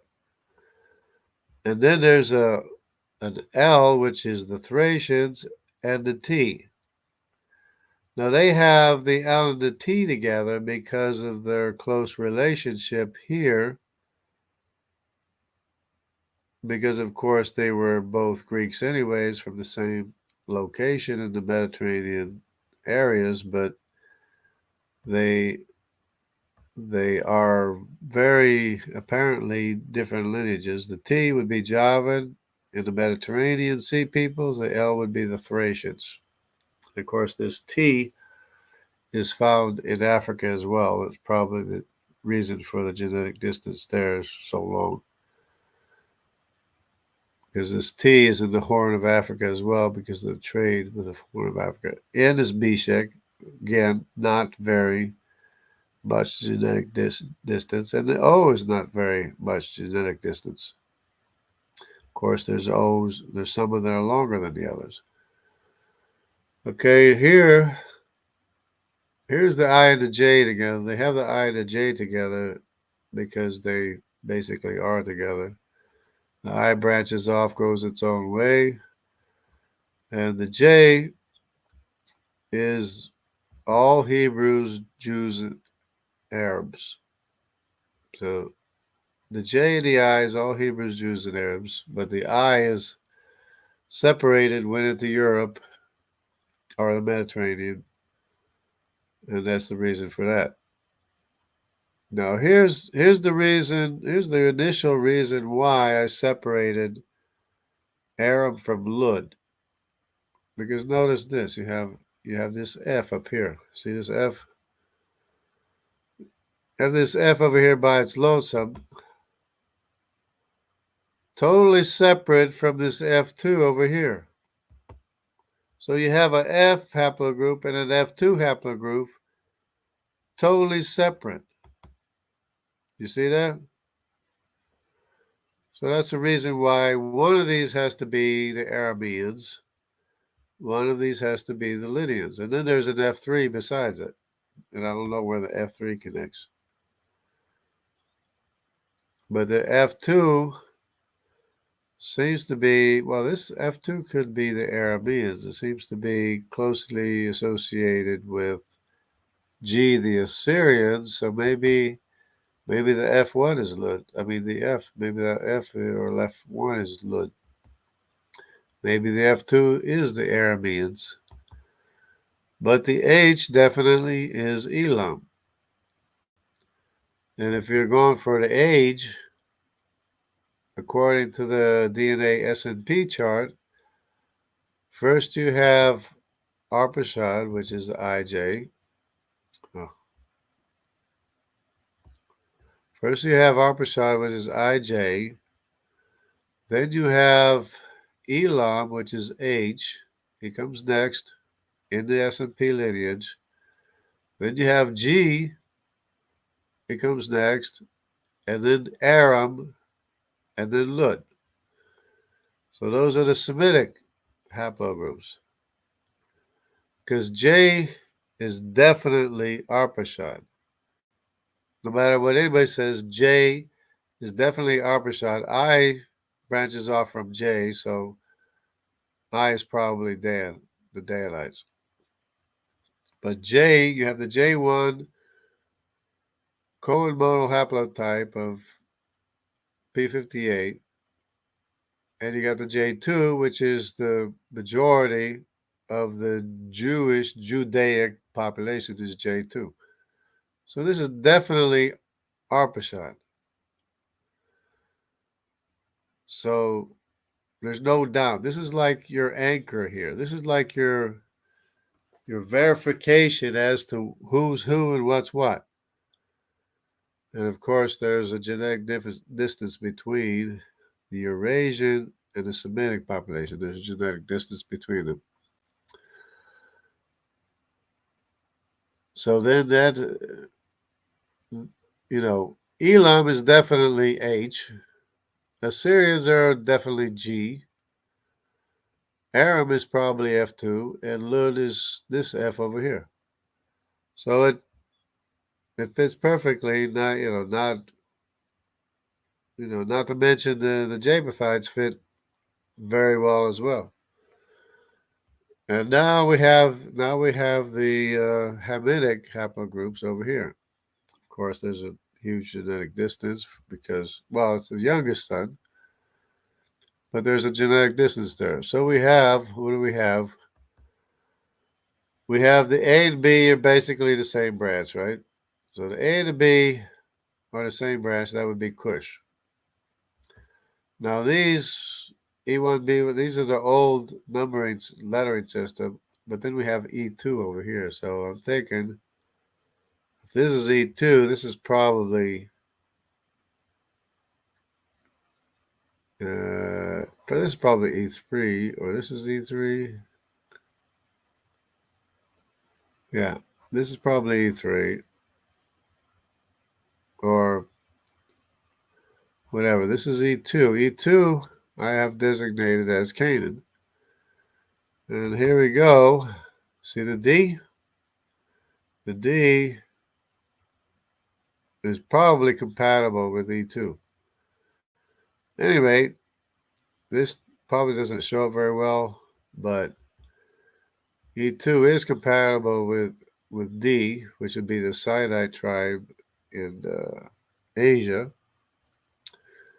And this would be the descendants of Nimrod, C, which is all by himself. But if you notice, C branches off from who? Where does C branch off from? Branches off from A and B. This is Cush, Canaanites. This is D, the Sinite tribe, which is the Canaanite tribe. And this is E3, E1, E3, whatever. It's not designated very well here in this chart, anyway. But in other charts, it is designated. Now, here's what I found out that I found out Tubal lived in Italy or settled in Italy. Somebody said something about Tubal was in Italy. So I'm thinking, well, since I designated Tubal as K, I better find the K in Italy. So what do we got here? Let's look at this. What's this? 8% K2. 8% of Central Italy, this is Central Italy, is K2. Of course, up here would be K whatever, could be K anything. Oh, and K2 too. 2% K2. Even in northern Italy, there's K2. And southern Italy, there's a little sliver of K2 because of southern Italy has a lot of people from everywhere. So, but there you go. Tubal is the original inhabitants of Italy, and to this day, Central Italy has 8%, Northern Italy has 2%. This other K could be something else. Well, 2 to 4%, whatever. Southern Italy has K as well. So that works out fine, works out good. Now, this is what I was trying to tell them about. I was trying to explain to them. This is the Denisovan allele frequency here. This is the Denisovan.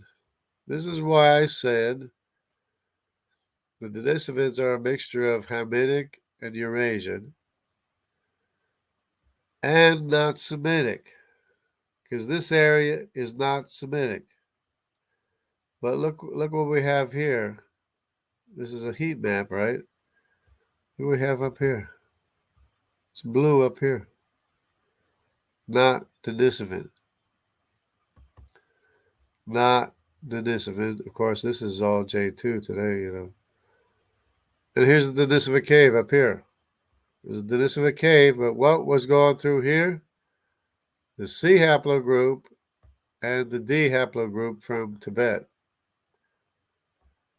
which is Hamitic, and of course down here is Hamitic because of the C3 in Australia. And who has the most Denisovan DNA? Well, it's the Papua New Guineans, which are the M and the S and K, of course, in Australia. But K is Eurasian, but it's also in South Pacific, South Asia, is also Hamitic because there's a lot of C haplogroup in this area, and there's D up here in this one, C and D in this area, right? This is Mongolia right up in here. So that explains the mixture. But absent, who's absent Denisovan DNA? Because what's a Neanderthal? Neanderthal is Eurasian, right? Denisovan is a mixture of Eurasian and Hamitic. So what's Semitic? Semitic is not going to have, of course, Elam is right here, Elam, and of course J2 is all through this area right now. But look at all the way up into Scandinavia. Who's up here? This is I.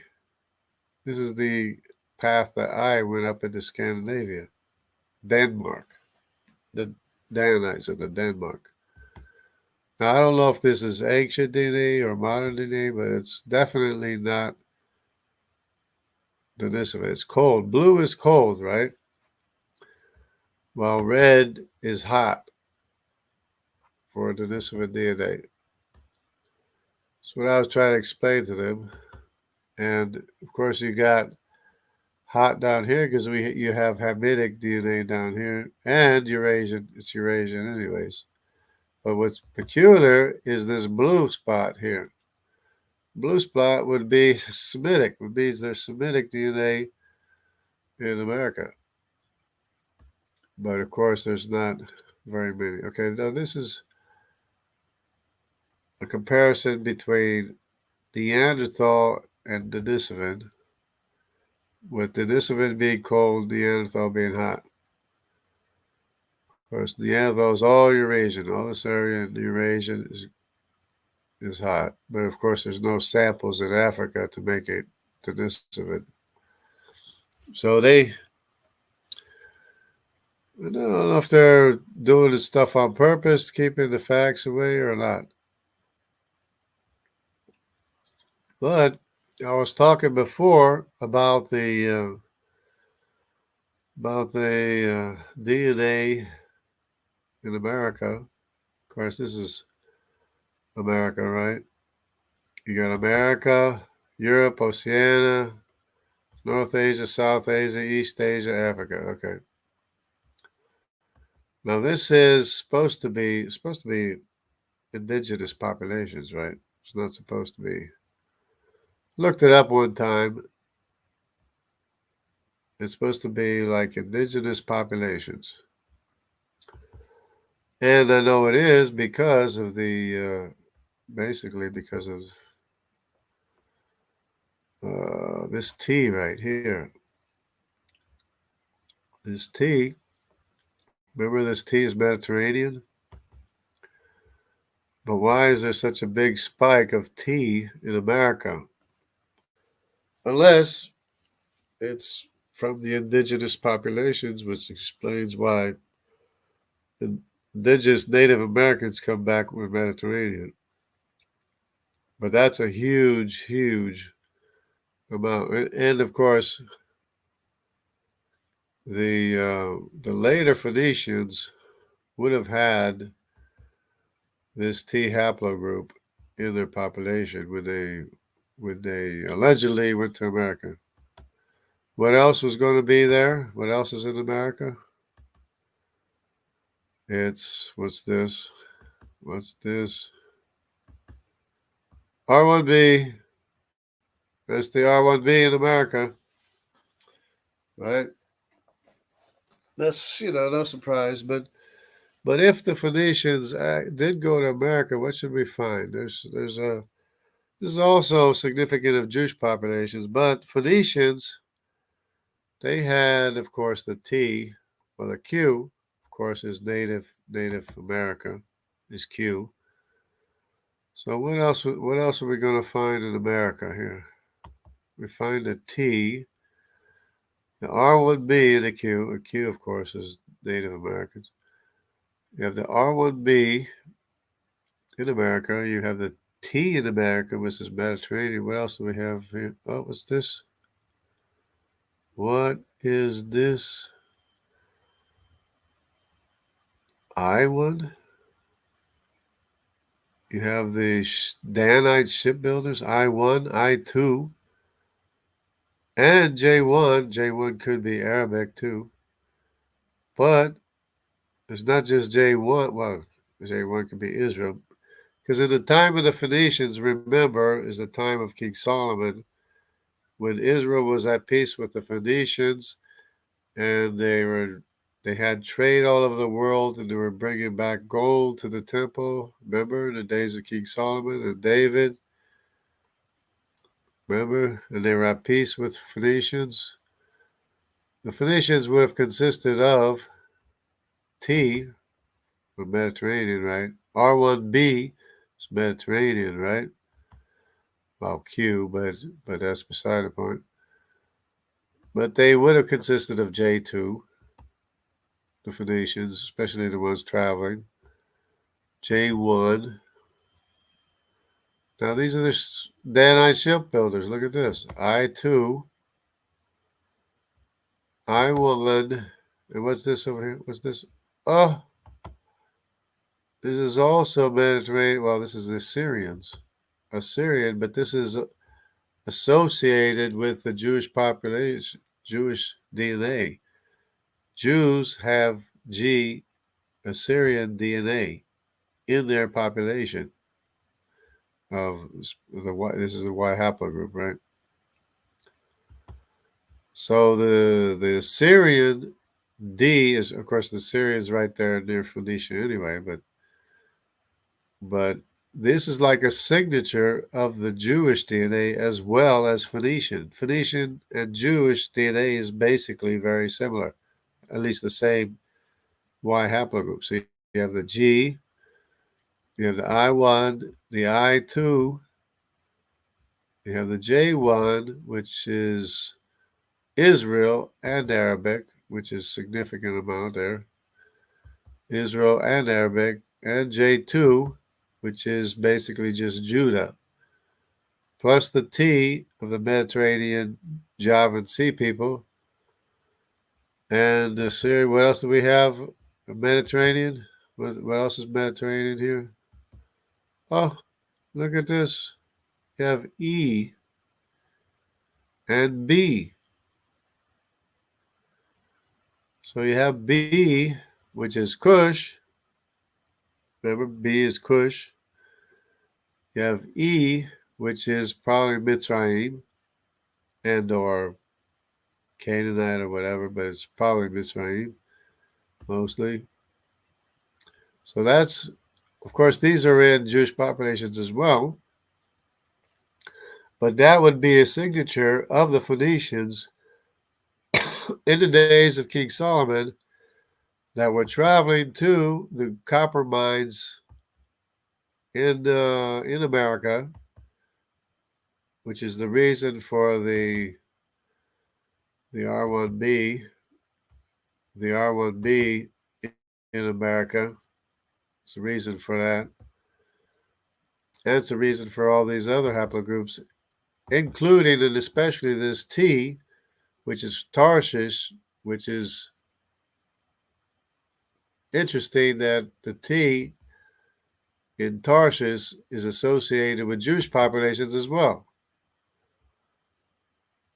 So there was a trade route established between Tarshish and the Phoenicians going all the way to America, leaving their DNA in America, because all this brown here is in Native American populations. All this brown is in the Native American population. For whatever reason, it's there, and it's not from recent mixture. So it's BEG, which is Assyrian, with G2, which is, there's a difference. G2, which is Assyrian, and this G2 is the one that's associated with the Jewish people as well, in Jewish populations as well. I1, I2, J1, J2, and T, and R1B, and of course Q being Native American. But of course, they didn't show the C. If they showed the C3, they show the C2. Interesting how they show all these C's. They show all these D's, all these C's, and C2. They don't show the C3. If they were going to show the C3, you'd have Nimrod's descendants there as well in America. But they don't show it for whatever reason. I don't know. But anyways, there's the deep rabbit hole, or the bunny trail, or whatever you want to call it, as to why there's an R1B in America and all these other haplogroups that are basically the signature of Mediterranean Phoenicians in Native American populations, and they always come back Mediterranean, and they keep wondering why. Now, this is what I was saying before. I was telling these people, about the diversity is not in Africa. Africa does not have diversity. You see any diversity here in the haplogroup? What kind of diversity is there in the haplogroup here? No diversity. How about if we go north? We go north. How about here? Is there diversity here? By the way, some of these colors are the same. Let me just handle this right now. Oh, this is mitochondrial DNA. Anyway, some of these are basically the same, but no, less diversity, much less diversity, and some of these colors are the same lineages anyways. It would be even less diverse. How about if we go this way? Any diversity? No diversity this way. No diversity that way. In the mitochondrial. Oh, this is good to show the mitochondrial. If you want to know what the groupings are, it's L, 1, 2, 3, 4, 5, 6, 7, 8, whatever it is. L, M, and then here starts the N. So the mitochondrial DNA from the daughters of Japheth is M, C, Z, D, G, and Q mitochondrial, not to be confused with the Y. I don't know why they have the same letters for both mitochondrial and Y chromosome, but they do. So this is even more confusing, because forget these letters. It's all M, N. It's L, M, and N. Those are the three groupings. But the Asiatic daughters of Japheth are M, C, Z, D, G, and Q. The daughters of Shem are N. Remember this N was associated over here with the I and the A and the W and the I and the X. So the daughters of Japheth, this is all one daughter of Shem, because Madai asked to marry one of the daughters of Shem. So this one daughter of Shem has all these lineages of N, I, W, A, and X, and maybe I think the Y goes into Australia or somewhere. But then there's a separate lineage, which you can't see here, but it starts with the R. So this R group is all the Middle Eastern mitochondrial DNA, including this HV and the H and the U in Europe, which is all this R from R on is all Semitic mitochondrial DNA, which is in Europe as well. Separate from the Asiatic lineages, which start, the Asiatic Semitic lineage of Madai, which starts with N, is Niwax and Y. Anyway, so much to know. But where's the diversity? Where's the diversity? Where's the diversity? Where did the arc land? The arc landed right here, right in here somewhere. This is where the diversity is of the Y chromosome haplogroup. You move away from this area here. Of course, this is Mesopotamian stuff. You move away from this area, and it's less diverse as far as the haplogroups are concerned. Same thing with a Y haplogroup. What I wanted to show was let me see, the Q to R. Oh yeah, ain't this interesting? They got the R1A and the R1B as two different colors here. So the yellow and the red are descendants of Gomer. So in Europe, this is a diversity of Europe that I like to point out. Diversity of Europe is that the yellow and the red are descendants of Gomer. This is all Gomer. This is Gomer. This is all Gomer. In other words, over half the population here, three quarters of the population here is Gomer. Over half is Gomer here. Over half is Gomer here. Over half is Gomer here. This is like a mixture. This is like Italy or somewhere. Not quite half in Italy, which is not all Gomer.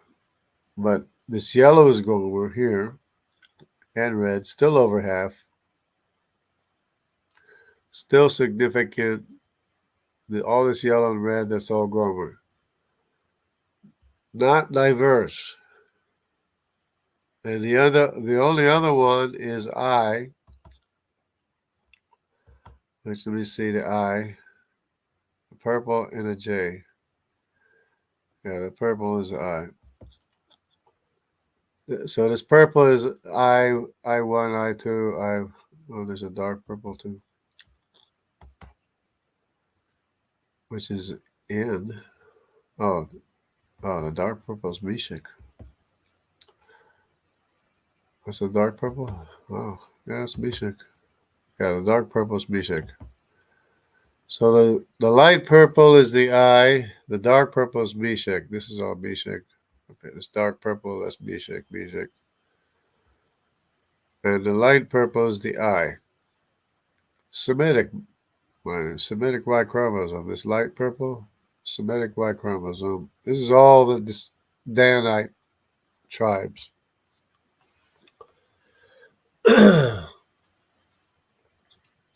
Not diverse.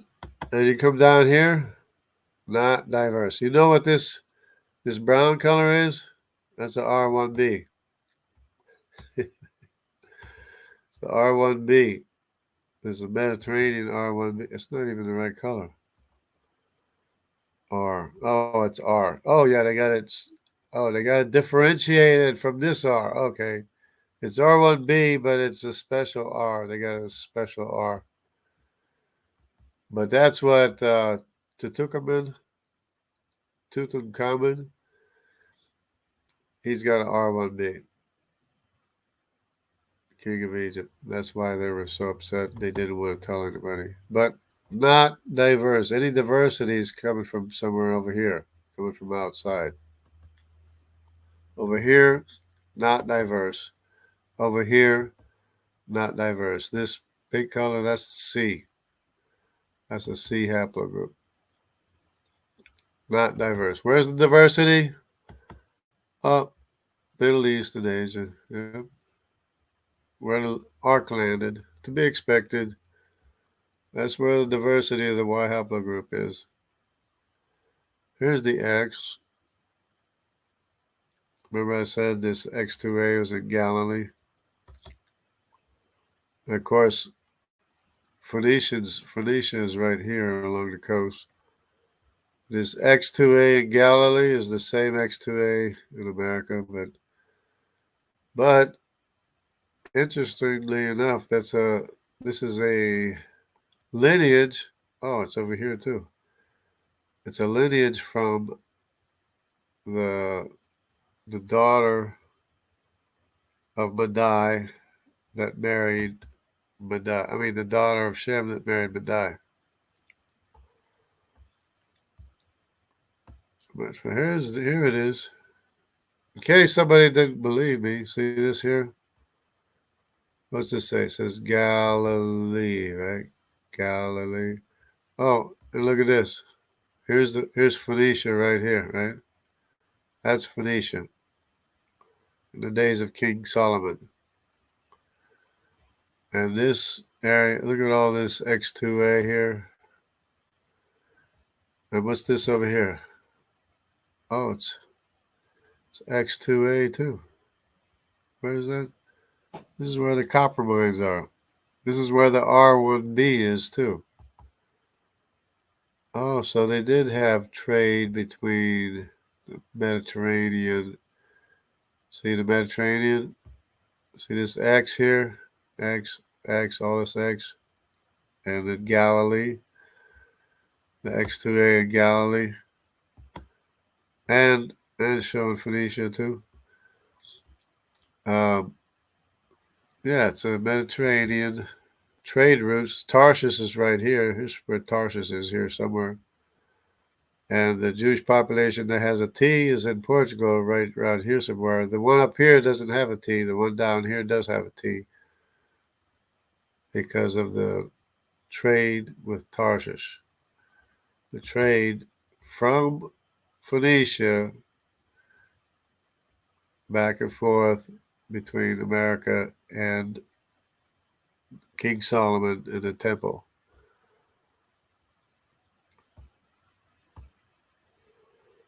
Again, here's the X again, showing it up here.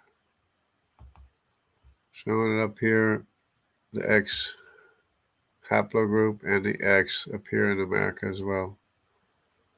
Of course, it's mitochondrial DNA. It's not just the Y haplogroup that's in the copper mines. It's the X2A, which is mitochondrial DNA. But of course, separate lineage from the A, because the lineage that went across here is A.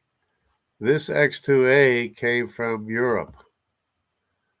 This X2A arrived here from Southern Europe. See Southern Europe? This X2A arrived here because the lineage of Madai that Madai took, or the descendants of Madai took to America, is A, not X. This X came from Europe, which is a European lineage. So you have a European Semitic mitochondrial lineage from the descendants of Madai in America. Because, of course, they were there too as well. Don't know if there's anything a whole lot I can see from here. Except the seat. No. Okay, here's what they wanted. Here's what they wanted to prove. They want to prove.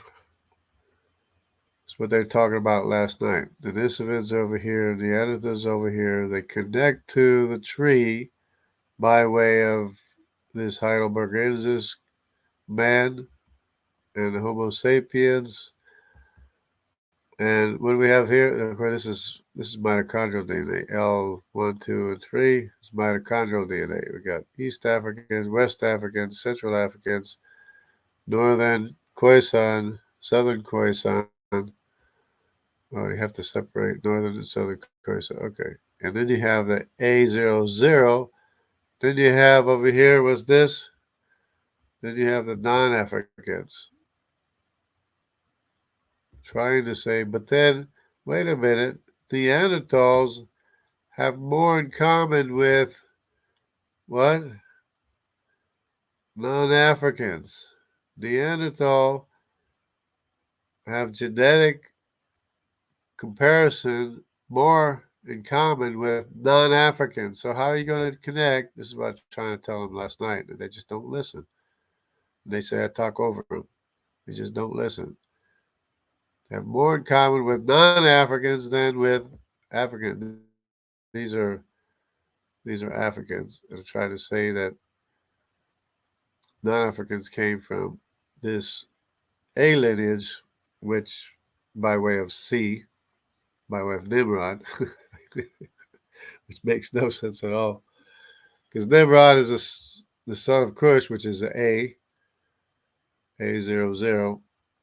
And the only reason why Nimrod has an S&P in common with non-Africans is because he's the firstborn son of Cush, who's the firstborn son of Ham, was born before all his brothers and cousins from everywhere else. That's why he has a marker that none of his younger brothers and cousins have. Okay. Of course, they're trying to say a mixture, yeah. Asia, Europe, not so much Europe, but a lot of Asia and Oceania. See the Asia and Oceania? The Denisovans, which is what I was trying to tell them, that the Denisovans are a mixture of Asians, basically, and Africans.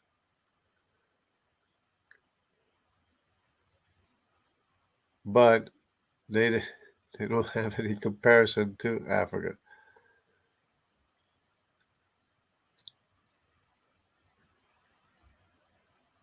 You know, when they compare to Denisovans, they never compare them with Africans for whatever reason. They don't compare them with Africans.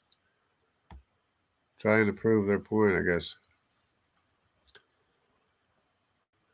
Neanderthal branch, Y chromosome haplogroup. Neanderthal demise. Oh, Neanderthal demise. Okay, it's A, B, C, D, E. But they just named them A, B, C, D, and E, but there's no relationship with this A, B, C, D, and E here. But they're trying to say that they have a common ancestor with a common ancestor of A and B, but they have more in common with over here K, over here. All these K element, O, P, Q, R, S, and T have more in common with Neanderthal than the A, B, C, D, E, F, G, H, I, and J. The Neanderthal have more in common genetically with the K element, O, P, Q, R, S, and T than they do with the A, B, C, D, and E, and F, and G, and H, and I, and J. So this is the wrong place to root the tree.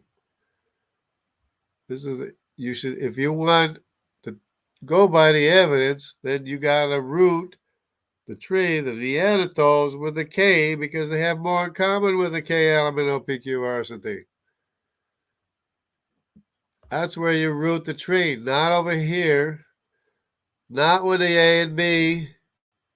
You don't root the tree with the youngest lineage. The Hamitic lineage is the youngest. The Bible clearly says Ham was the youngest son.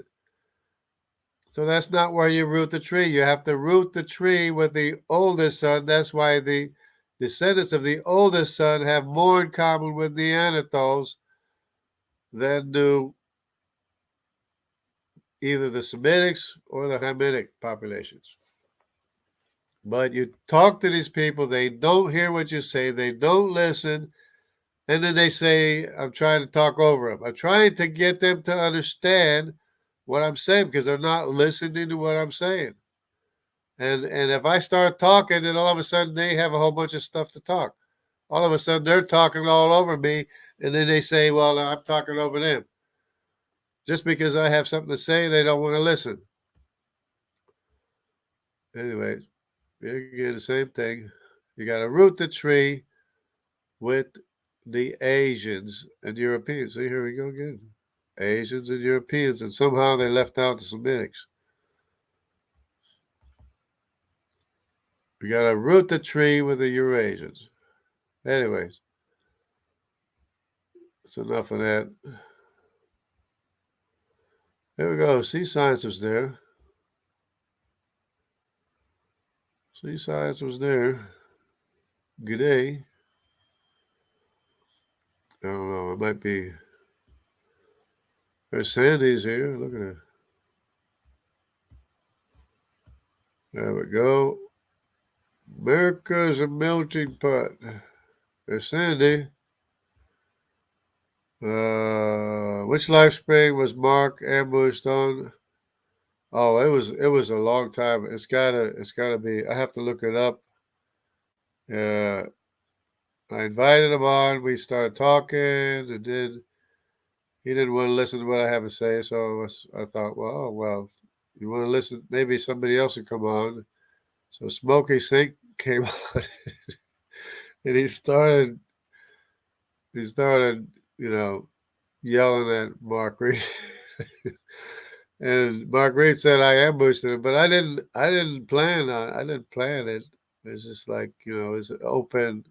I had my, the link there, and Smokey Saint came on. He was there, came on. I didn't set it up. I didn't combine with Smokey Saint to ambush Mark. But he said I ambushed him. Just because, only because he doesn't want to listen to anything. Anyway. Okay, and his mic is crazy loud. Okay, melting pot. Okay. It's Mark Reid, Sandy, Miles of Gold. Okay, we got see science. Alec. Okay, here we go. He does. I caught a little of Grayson yesterday teaching them about the children of Loas. Yeah. Yeah, we were on Grayson last night. A little bit. See, I have some interesting content. It's interesting to me. They got they got spaced. Anyways, I mean, they just don't want to listen, and then they say, "Oh, I'm jumping all over them." They just don't want to listen. You got a ton of new info on the Littlefoot conglomeration about ready to dismantle that fake too. Yeah. Oh, Bigfoot, Littlefoot. Maybe John could get in on it too. So watch that. You watch any SFT stuff? I told them about SFT. They didn't want. They didn't want to listen to it. They didn't want to hear it. Okay. Where does JJ get all this info from? It's basically just uh, looking up haplogroups. I just got interested in haplogroups, and it's been interesting to me. In all its ways. Paul Price, very good. Michigan Hang, oh, SFT is being pretty, yeah, it might be cutting in on somebody else's time or something.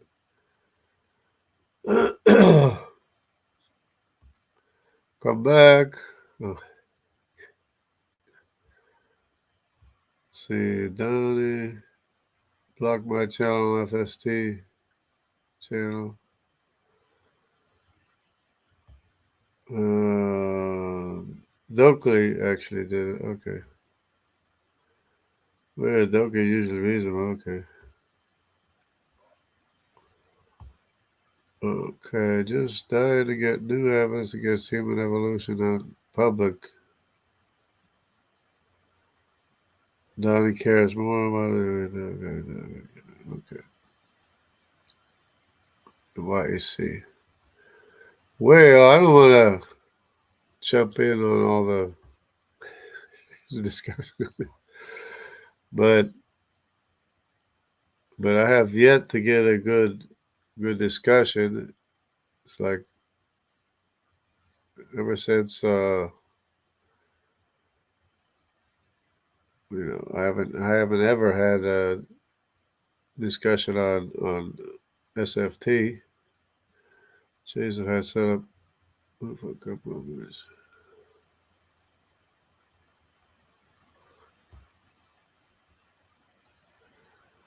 That's sad, Mark. I got some trials going on right now. Okay. I'm I'm the best, maybe. Good job yesterday. They interrupted me and didn't give me full answers. Yeah, they just don't like me saying anything. That's all. They just if I say something, then they have something to say, and then because I didn't think I was jumping on anybody. I let everybody talk. I didn't see it.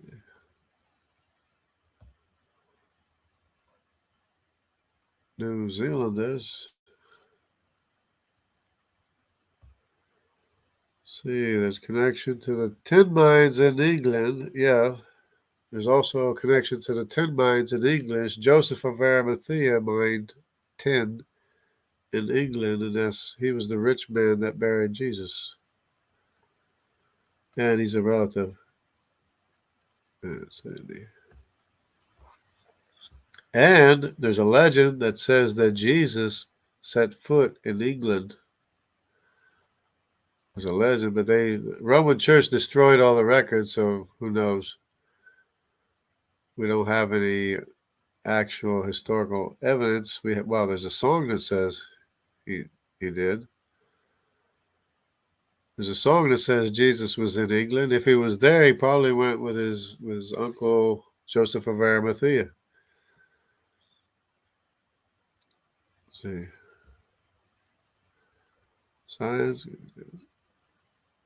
who mined tin in England and settled in England with his daughter Anna of Arimathea. So, work listening long.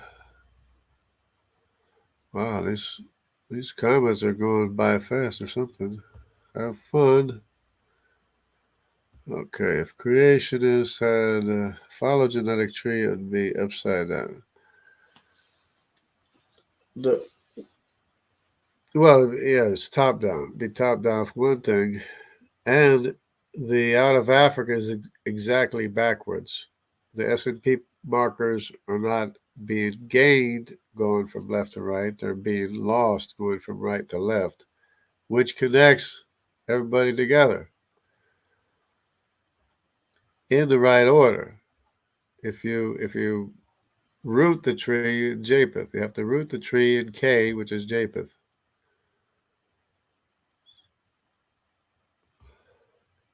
I can't keep up with this chat. Bunch of singular trees with dead ends. Yeah, single trees. Yeah, nothing before and nothing after. Smoky seed. I was there to support you, man. Spirit. My mic is weak sauce. Yeah, they couldn't hear you very well, I guess. I don't know. Sound him.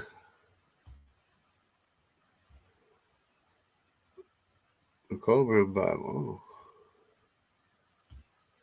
Redfoot, Bluefoot, Littlefoot. And those feet in ancient times walk upon England mountains greens. Yeah.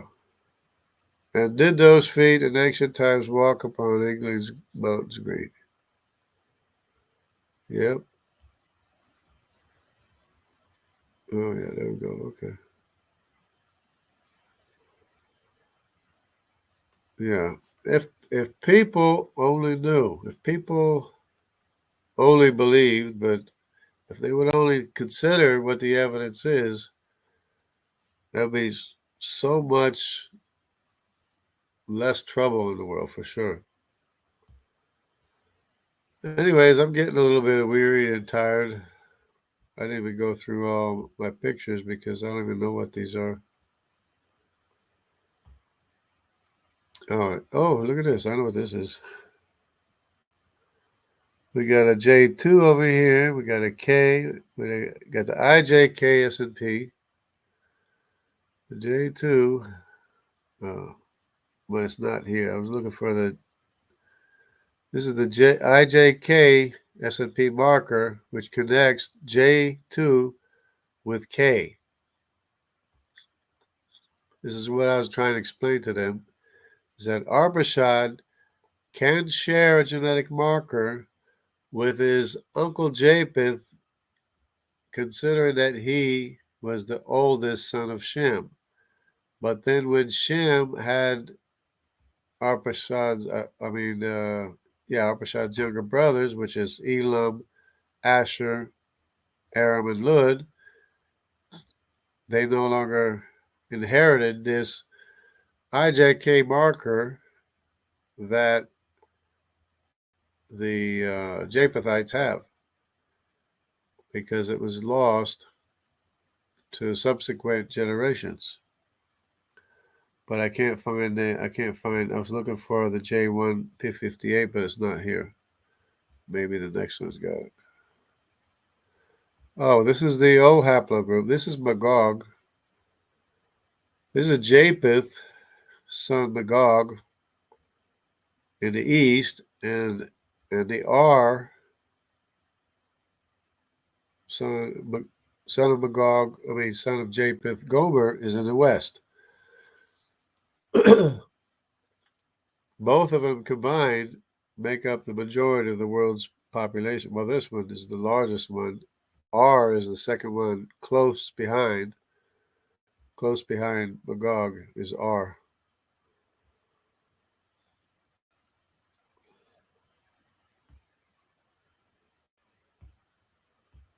Coordinate whale. There's an L. So this kind of gives you an idea. Alexander the Great left here and he went on this trail to India to ride elephants, and he brought with him the Thracian L Y haplogroup all the way to India. This is because Alexander the Great wanted to ride elephants in India. He liked riding elephants in India. That's the reason why. Now you know the rest of the story. That's why the Greek L haplogroup is all the way here in India.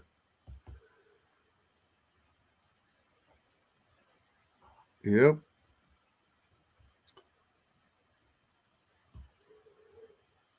There's J1, which is, it's a specific J1. This is not all of J1. It's probably Arabic. This J1 here is probably an Arabic descendancy.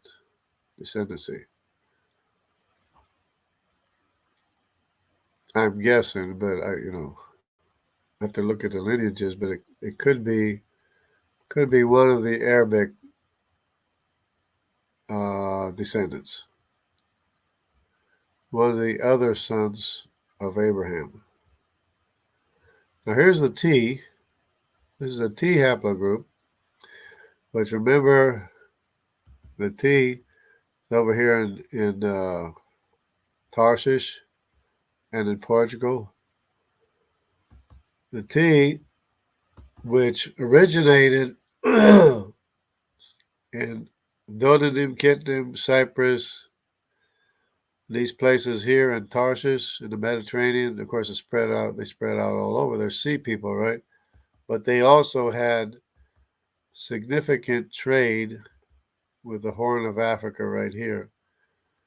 And to this day, there's a huge T haplogroup in the Horn of Africa from the trade that they had with the Greeks. And there's also Africans in Greece as well from the same trade. But this T could have been from Alexander the Great.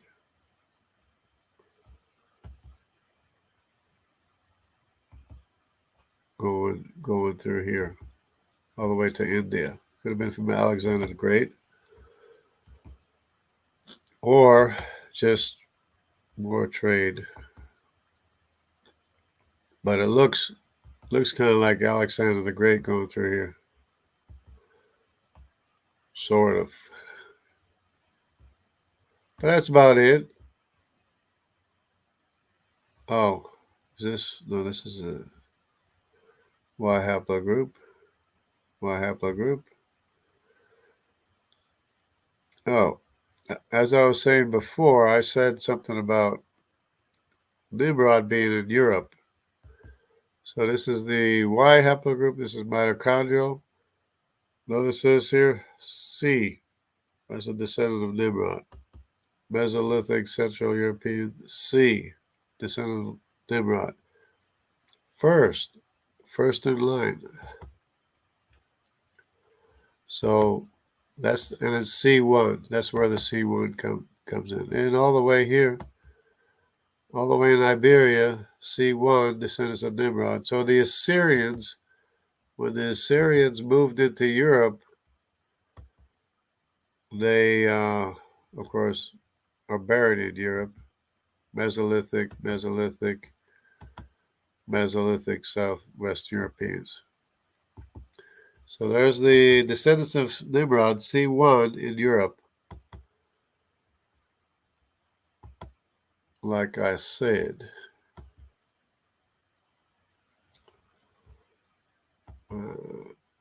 But if they, and G is Assyria, right? What's this at? Oh, this is Assyria right here. Okay. It's Assyria. So Tigris, Euphrates River right there. Assyria is right here. Anyway, that's too much. It's R1A, specific R1A. Anyway, all right. I guess I'll go through and check to see if everybody's uh mod. If not, I can make you a mod. Okay, so important. Okay, wait a minute. Let's start with this. And the Messianic Jew Baruch, who studied ancient Hebrew texts, says it's China. Yes, it is. So important to know who Magog is. Most people think Russia is, but it's China, according to Jay. Well, Bishek was in the area of Moscow, and I think Magog was in the area too, but I think they migrated east. Okay. Okay.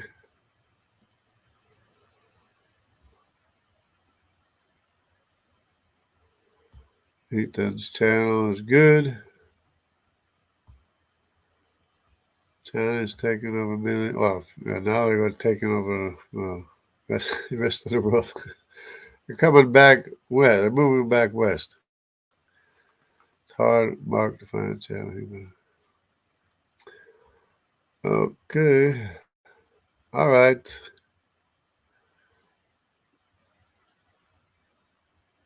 That'd be great. All right. Well, God bless everybody. I'm getting a little bit tired, so everybody take care and stay close to the truth. And the truth will keep us from being confused.